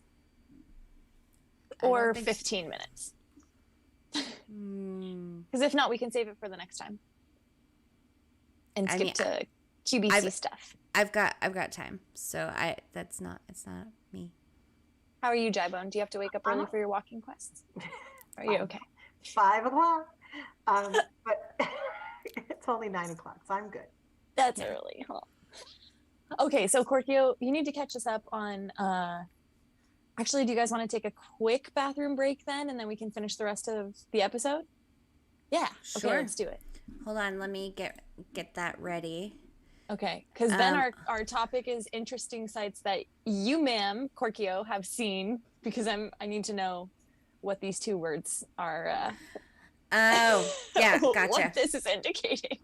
Gotcha. Okay, so Kevo, where is the chat? Where are all of you guys? Yeah, I can see you're watching, but I haven't seen you active. Kevo, BRB. Right. This is your cue. Well, let's just do the bathroom break, and so we don't take too much time. All right. Yeah. We'll see you guys back in a minute. And we're back. With a nice intro from Marvin. Marvin wanted to be involved some way, somehow. Yes. I ended the thunderstorm stream. So, because the thunderstorm itself ended. So, anyway. Okay, so now you have to tell us about some interesting things that you saw while you did a little bit of walking this week. Oh, I forgot I put that note in there. Okay, I know what that is now. So, yeah, I went walking with my mom, and someone's got their, well, I won't even say what kind of QB it is. I'll let you guess. So she walks up to this one vault, and she clicks it. She's like, "Ooh, I like this cotton ball head." I'm like, "What are you talking about?" She's like, this guy, he's got a cotton ball on his head. I'm like, who's got a cotton ball on their head? Was she talking about the air QB? Nope. Cotton ball. Let me think. I'm going through my archive. The water QB? Nope. The gingerbread kind of has some weird. Nope. No, not that one. Okay, wait. You give up? No. No, don't give up the ship. But yes, tell us. The construction QB, because he's just wearing a white hat. Mind you, yellow. Mom. Wait, was it a foreman then? Maybe it was a foreman. Which one's wearing the white hat? Let's I look. thought foreman has like a blue one, and no. Aren't they both wearing like construction hats? Maybe it's foreman. Let me see. Now you got me confused. I really thought I was spot on with the air QB. Oh, it's the foreman. Foreman's got a white hat. Oh, okay. Yeah, sorry, foreman. So apparently someone. Cotton ball head. Yeah. I love all your mom's nicknames for the QBs. Yeah, there's the grass head and the cotton ball head. Like, she names them whatever their heads look like. I mean, she assumes that their entire body is their head. Yes. Well, I have to say why I don't like wearing the tikis, because I don't like the way they look on the... on the side? Their 3D stuff. I just don't... Yeah. Fair enough. That's fair. Yeah. Yeah. See that. And I don't know what the heck I'm going to do with all 27 of my tikis, because I don't think I'm going to Hawaii. Humble brag. Hawaii. I love that. At that, I can't. My knees. I don't think I could go down. It's not even the up. It's the down. Watching you guys do that, I just don't. But if you go, we went down from the side. Yeah, it was. If you go early in the morning, though, you can take your time. I mean, I was like, why would you guys go at 11 o'clock when the sun is just beating on you? Because that's when everyone's flights got in. Exactly, yeah. I get it, but it was just like, oh my gosh. Yeah, I was ready to go at 4 a.m. because I couldn't sleep. I mean, I know. I wish they had earlier flights. To be honest, but also, Makiki said that they're not. Oh, they close it at night. Like, I would totally do it at night, but they close it. Oh yeah. They probably don't keep falling down the hill. Yeah. Yeah, probably for safety reasons solely. They just put a barricade, like they close off the parking lot so you can't even go up there. But yeah. But yeah, kind of that's a bummer. fair. Yeah.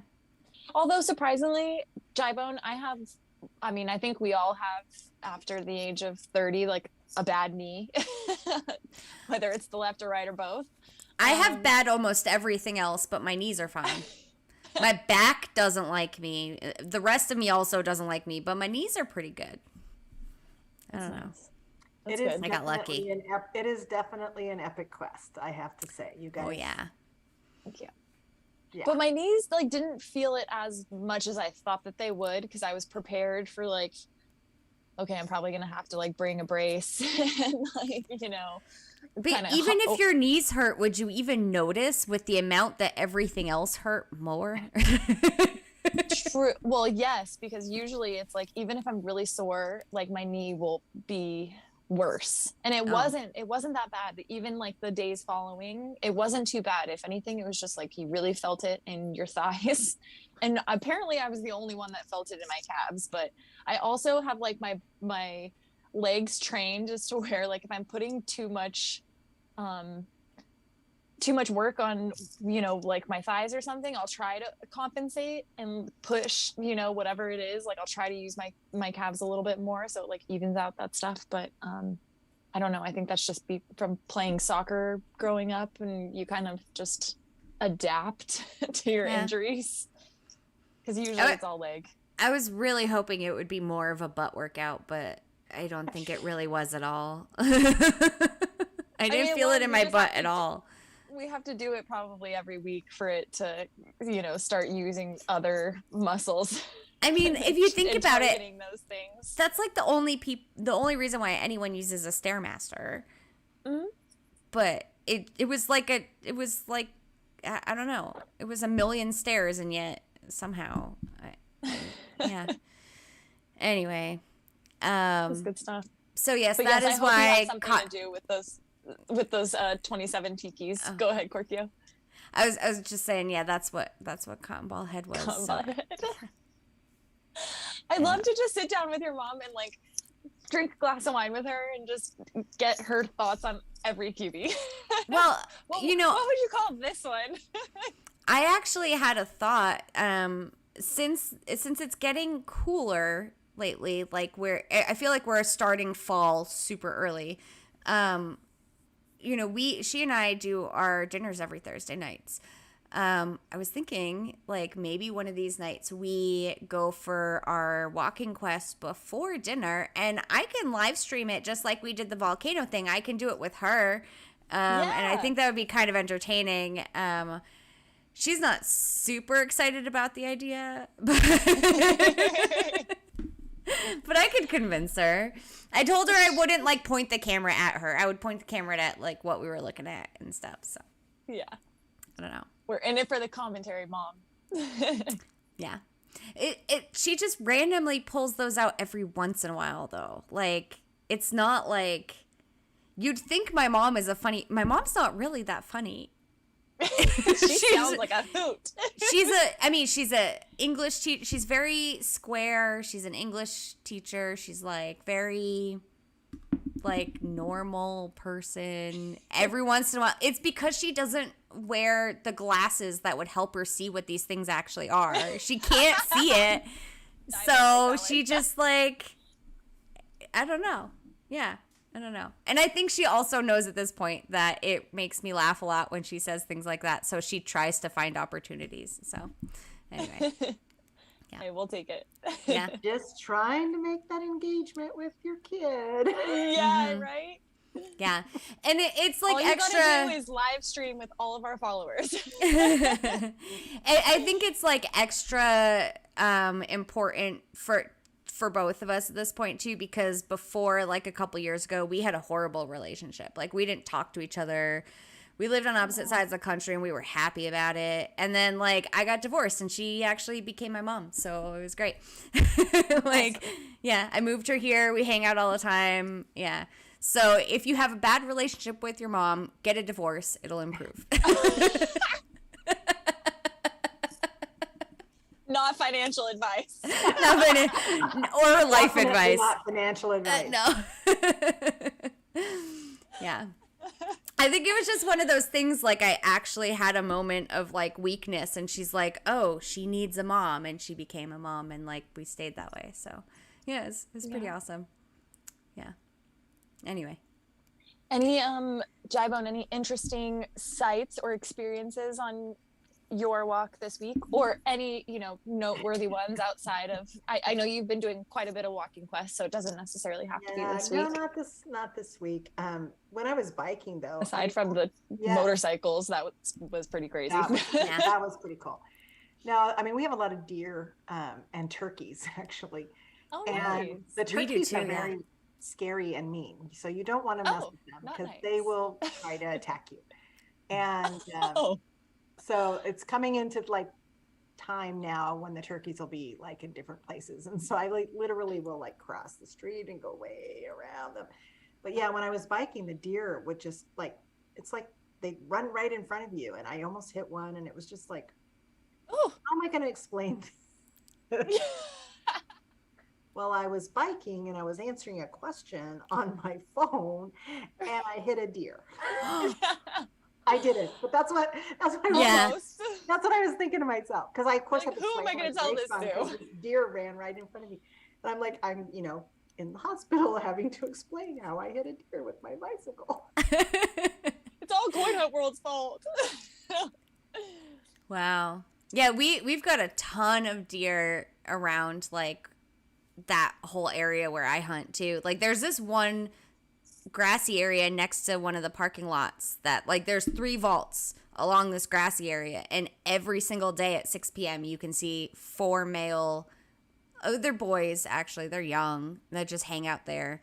But I'm never hunting at that time. So Okay. yeah. I wonder if it's like because you're moving faster, they like want to try to like beat you or something like across, It's like, oh, if you're walking, they don't feel threatened, but if you're on a bike, they're like, oh, gotta get across, gotta get somewhere. I feel like deers are just like panic animals. Like they just react, They are 100% flight. Yes. 0% fight.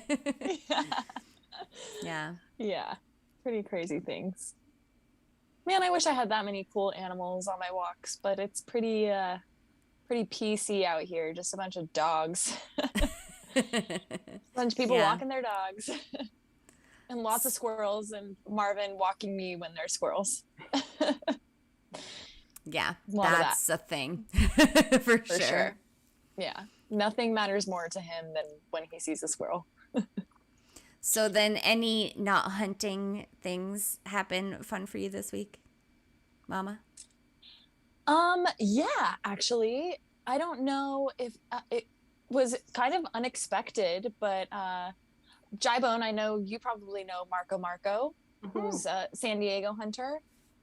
So him and Alriad and Block Boy and a few other coin hunters are big in the Pirates of the Metaverse space. It's NFT space for anybody who's not aware.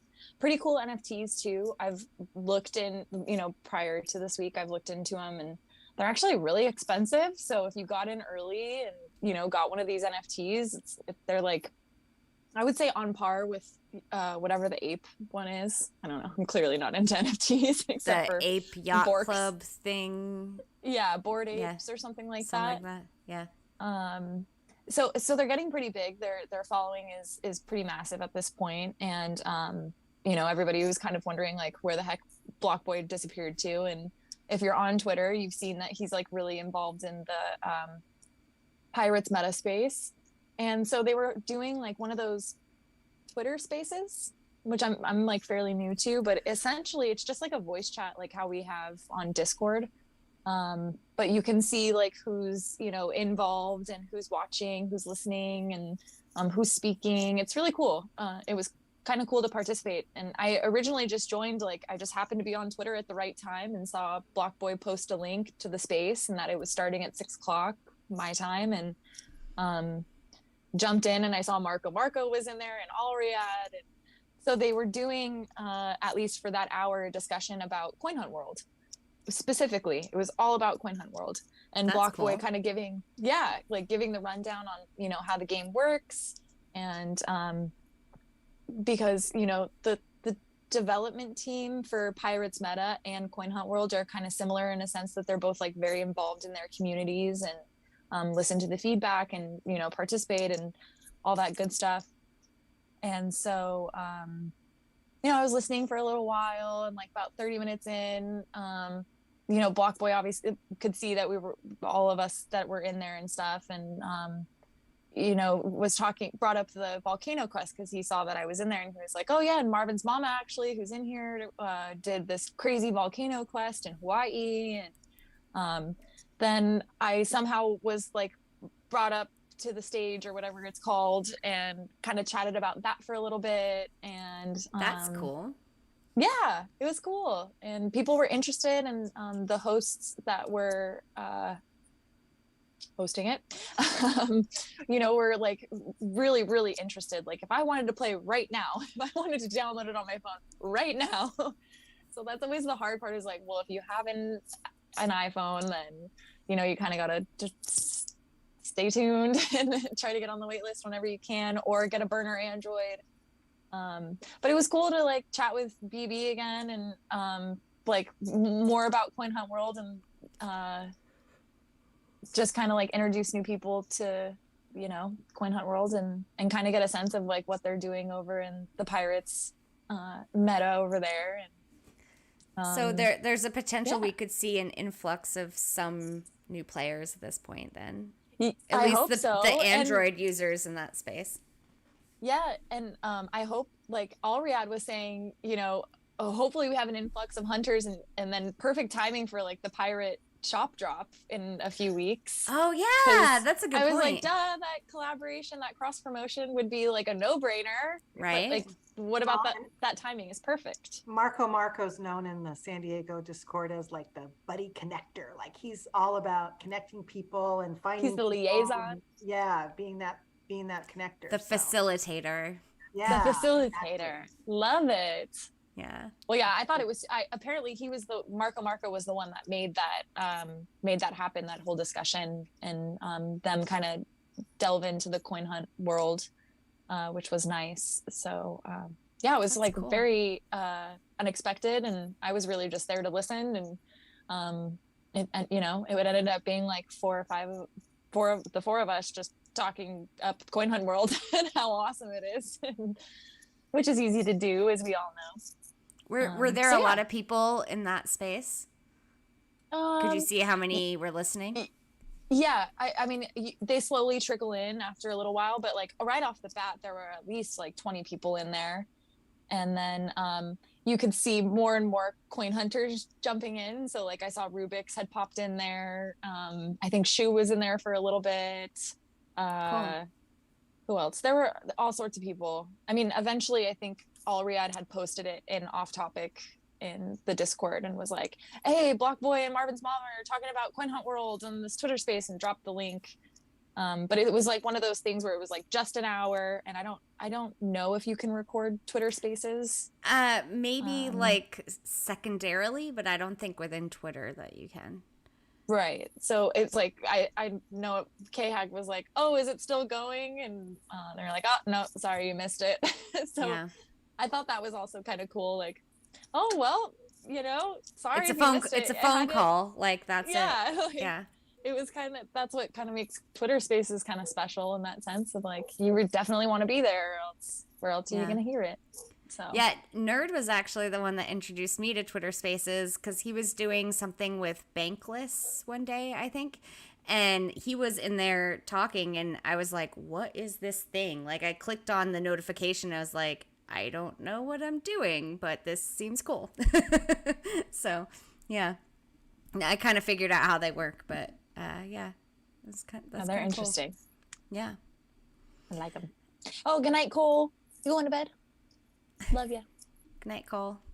Kevo says QB flashcard segment with Korkio's mom.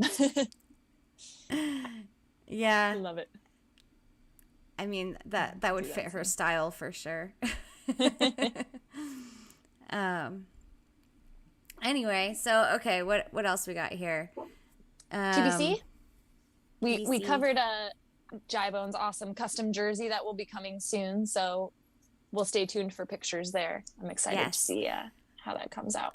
Also, if you haven't checked out our merch shop lately, we have new awesome products. So I guess quite a few new. You've been busy this week, lady.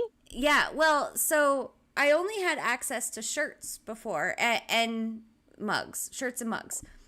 But I guess because we've yeah. And I guess because we've been selling stuff, they now allow us more options. So now the mugs, like there is a greater variety of mugs. You can get the ones with the color inside instead of just a plain white mug. They also offered us aprons and baby onesies and doggy shirts and tote bags and hats. So And beanies. And beanies. Or toques, yes. And I didn't even realize the hats, like I thought everything was printed. All of the hats are embroidered. So nice. I feel like that's even nicer, yeah. So I made some fun things like there's a apron that has just like a turkey QB on it. I thought that was kind of cute. So perfect. There's like a baby onesie that says like coin hunter in training. Or there's the another one that says tickle me.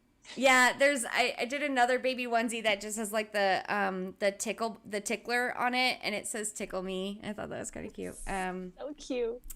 Yeah, and so there's some random stuff in there, so definitely check it out. I want to apologize to Aperture Cat and Loves to Run. So they had asked before for dry fit shirts, and we couldn't offer dry fit shirts. And then when all this happened, one of the options was dry fits, and I was like, this is amazing. So I messaged them both right away, and I was like, hey, just so you know, now we can do dry fits. If there's anything you want, just let me know. They both immediately wanted to order stuff, so I put it together. And then Aperture Cat tried to order a dry fit shirt, and it canceled his order. And I'm like, what is this? And so I worked with their customer service, and I was like, I don't understand what's going on. They're like, well, because of the way you have to print things on dry fit shirts, we can't do them unless it's a minimum of 11 shirts purchased. I was like, I do one-off customs. Who the hell is going to buy 11 of them? Like, that's not going to happen. What are you thinking?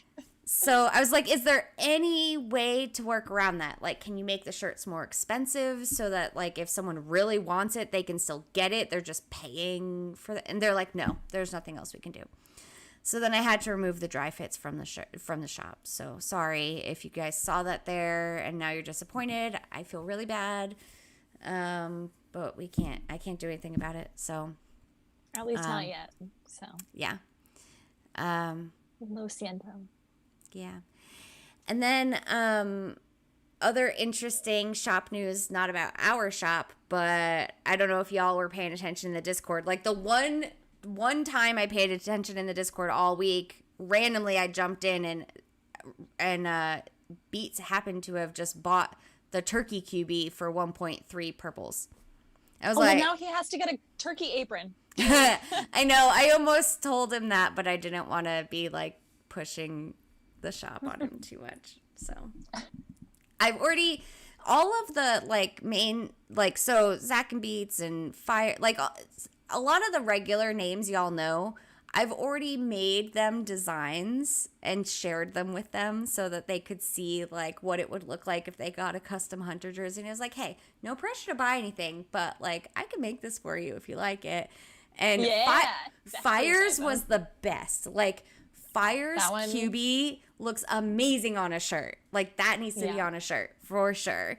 But no pressure. Like I'm not trying to push anyone to buy stuff, but like, well, that's on the shop, and I'm about to get that for Marvin's house because it's sick. I love that shirt. Like I'll buy it for Marvin's house, and then I'm gonna steal it. Yeah. So anyway, yeah. Oh, and you added a special.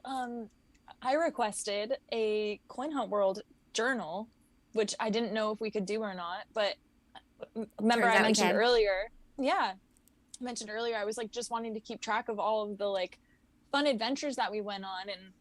And because I think that when they were asking about the wiki blog post and like things that you've done in the game and achievements and stuff. And I was like, wait, we've contributed, you guys, to like over 10 cranes, unique, different cranes, which I thought was super cool. And I'm like, wait, I can't remember all this stuff that we've done for this game. I need to keep track of it somewhere. And so I wanted like a journal dedicated to Coin Hunt World where you could like, journal all of your fun like adventures or leaderboard pushes or sushi quests, yellow vaults, I'm an analog guy in that sense. So yeah, I still honestly love writing stuff down. When I saw that a journal was an option, like I almost made one, but then I was like, all these people are so techie. Like, I don't know that anyone's going to want a journal. Like, we all make spreadsheets, you know, we write wiki blog posts, that kind of thing. So I didn't initially make one. Yeah, for those of you who aren't, now there's 2 designs for that in there. So, yeah. I really love it. I'm excited. I ordered that and my black hat hoodie, and I am a happy camper. Yeah. Nikki asked, can you get a custom with a referral code? Yes. So, Nikki, you can get your referral code on there. You can put, literally, I can put whatever words you want on it, as long as it's appropriate, obviously. Your custom QB, I can just put any QB on, as long as it's not someone else's QB. Yeah, so like basically whatever you want the shirt to look like, and if you don't know what you want it to look like, but you want like you want something interesting and you've got a couple ideas, I can design something for you. Like I can come up with some interesting things. Kevin wants a sketchbook. I don't know that they have a book that doesn't have lined paper in it. I'll check though, because I might be able to get you a sketchbook. Yeah, we'll have to see. Yeah, and Zenny, I made that. They only had 2 styles they had 3. They had the spiral, and then they had a soft cover and hard cover, but I didn't check to see if there was lined or unlined options. Yeah, so I'll check. Yeah. Nikki just messaged me, and I'll put that together for you. Zenny saw the fire elemental t-shirt. Man, I loved making that because it's just a black shirt and it's just the like lines of the fire elemental and the fire hair and stuff. And that one was really fun. I thought it was pretty cool looking. Yeah. So anyway, we have to get Clumpyfoot his merch now that Jibone has hers. Yeah. Or will be having hers. Well, shortly. Yeah, we'll have to figure out what he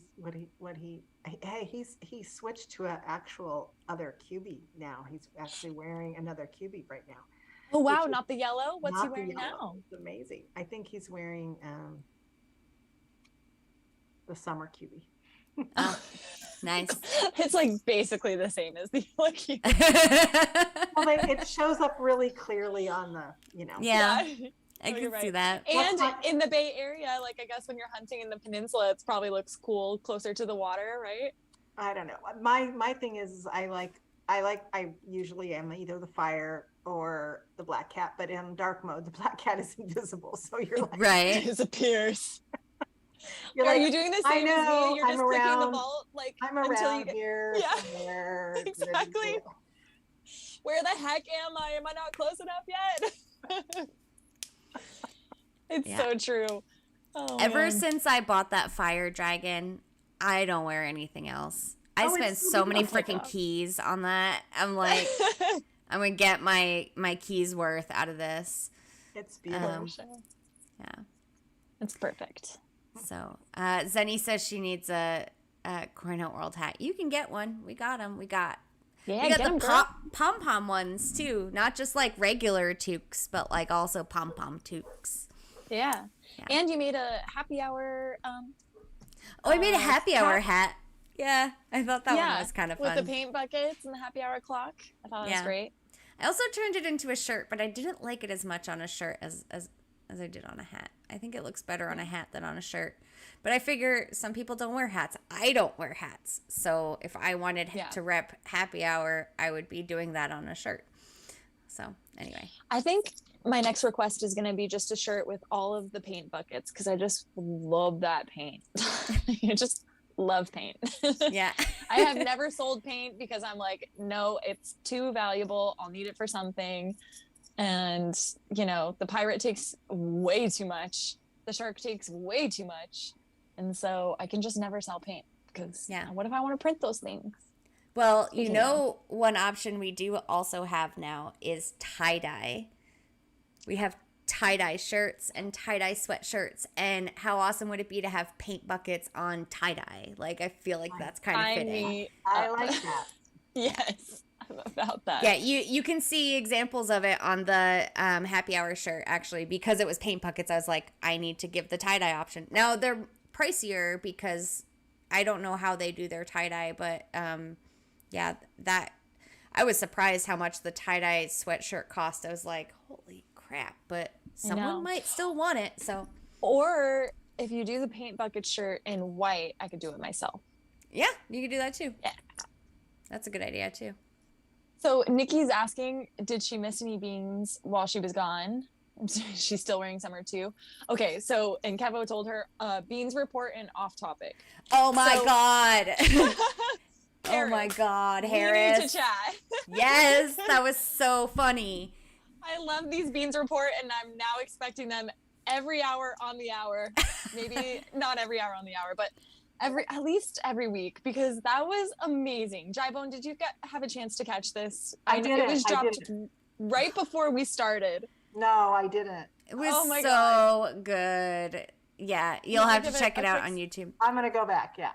Give a quick synopsis really quick, Korkio. It's like it's a news report. I don't know. I feel like if we say anything else, we're going to ruin all the, like, things that made my jaw drop open.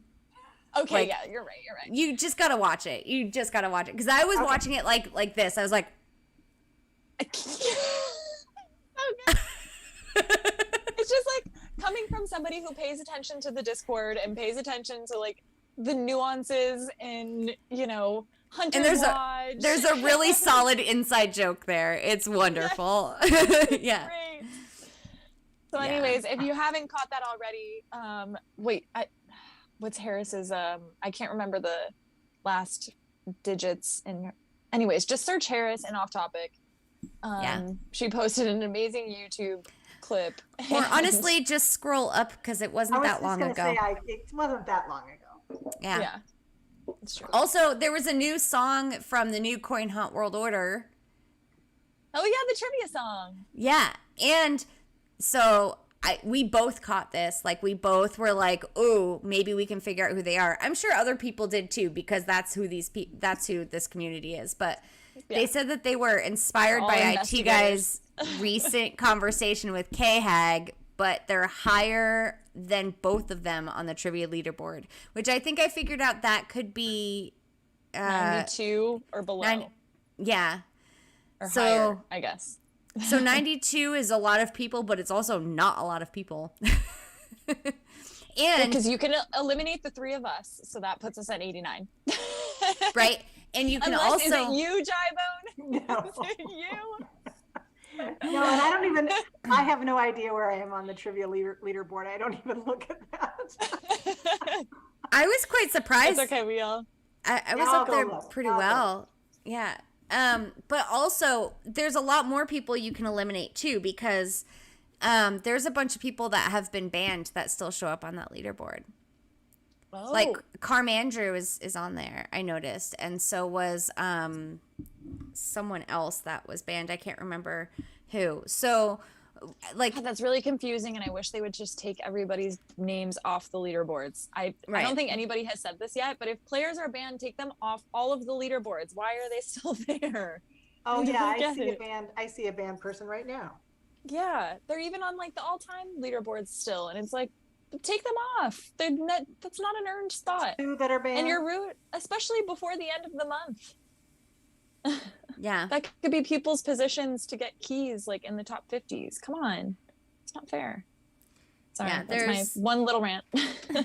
Yeah, there's a bunch of banned people on here, pretty high up. So also there's a bunch of other people that I'm pretty sure we can just eliminate them as people. Like, as much as I love Mom Loves You, I don't think she made that song. And then also, Danibus would really blow my mind if he made it. So would Mikiki Tiki. Like, it just doesn't seem like them. Then again, Danibus. That's fair. Mama Bear, that's Calexis Mohas's. I don't think that's that one either. So yeah. Yeah. Okay. Danibus does actually have a handful of friends in the music industry, so it could be possible that he had someone make it, but I guess it could also be possible he made it. Never mind, I'm not crossing him off the list anymore. Okay. We could Maybe also you should slide into his DMs. Check. You've got connects. Well, honestly, the Oklahoma community Discord server is kind of almost like me and Danibus DMs. We're like the only ones that really talk that much in there. That's kind of like what it is right now in our local one. Just me and Toasties. Yeah. We can cross Marvin's house off the list because I think you'd know about it. Yeah. Or else he's really lying to me and he's not going to work every day for 12 hours and he's secretly in a band. Yeah. Which would be cool, but I would be pissed. You would tell us if it was nerd, right? It's not nerd. Yeah.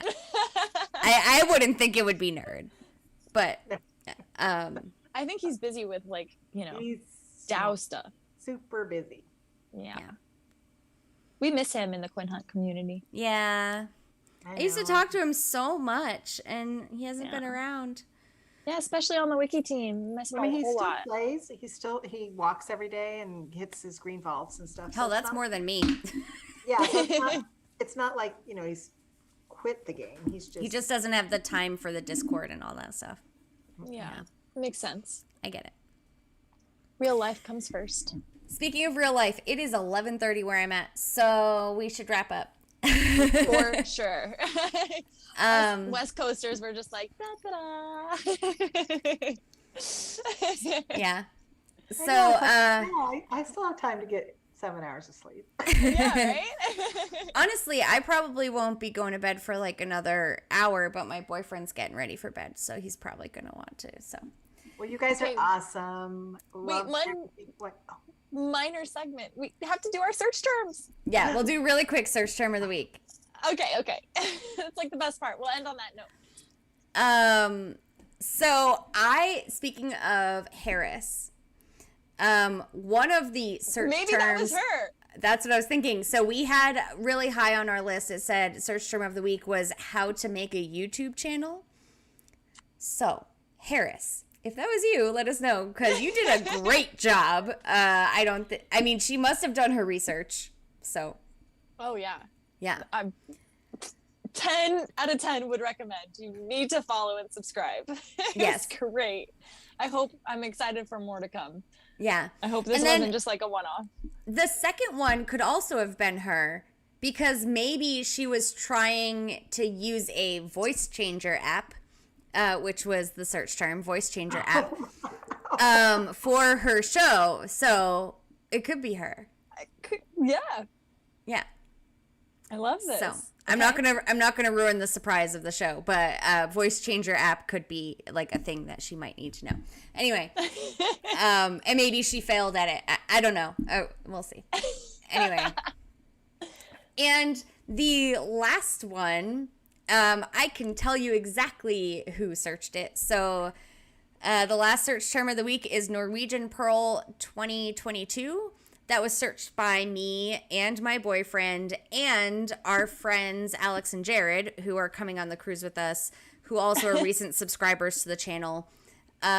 Because we've been looking up like reviews of the boat we're going to be on in March. And so, yeah, I'm super freaking excited. I'm excited for you guys. Oh my God. We've been like nonstop listening to 311, and we've been like, so there's actually a Facebook group for like 311 cruisers, and there are Facebook groups for every single floor. Oh my God. So there's a Facebook group for the people that have rooms on the 4th floor. Yeah. That is intense planning. That's like getting organized at its finest. I would thrive in that environment. We also are getting custom shirts made. Yes. I saw ones from I think it was 2017. There were some Oklahoma people that went, and they took the Thunder logo, our basketball team, the Thunder, and they turned it into like a 311 logo, and then it said Oklahomies on the top. And they got wristbands made, and they got hats made, and all this stuff. So I think we might just stick with the shirts, but yeah, so we're definitely going to be doing something. I got to get creative and think of something, because I don't want to copy them. I'm sure you will. I don't doubt it. Yeah. And we got time, so that's good. Yeah. I also got this time, I got a sticky note from my boyfriend that says I have to be up at 5:30. So he has to go pick his kid up to bring him to school. So, yeah. So okay. it's really late anyway, so it's time to wrap up. Yeah. Sorry, hubby. So anyway, well, it was great having you on, Jibone. Thank you so much for joining us. It was my pleasure. I had a great time. And thank you for being like one of our very first supporters of the stream. We will don't forget it and don't take it for granted, and can't thank you enough for your support. Of course. Yeah. Love it. Love it. Love it. Love it. Looking forward to another anniversary event, and hopefully we can all, recap shortly thereafter. See how everybody did. Yeah. Sounds great. And we have a really interesting guest next week too, that I think everyone will be excited for. You guys got to watch to figure out who it is. Yeah. Anyway. We'll drop some teasers. Awesome. All right, ladies. Good night. Good night, everybody. Good night. Happy hunting. Bye. Don't forget your mystery boxes. Happy hunting.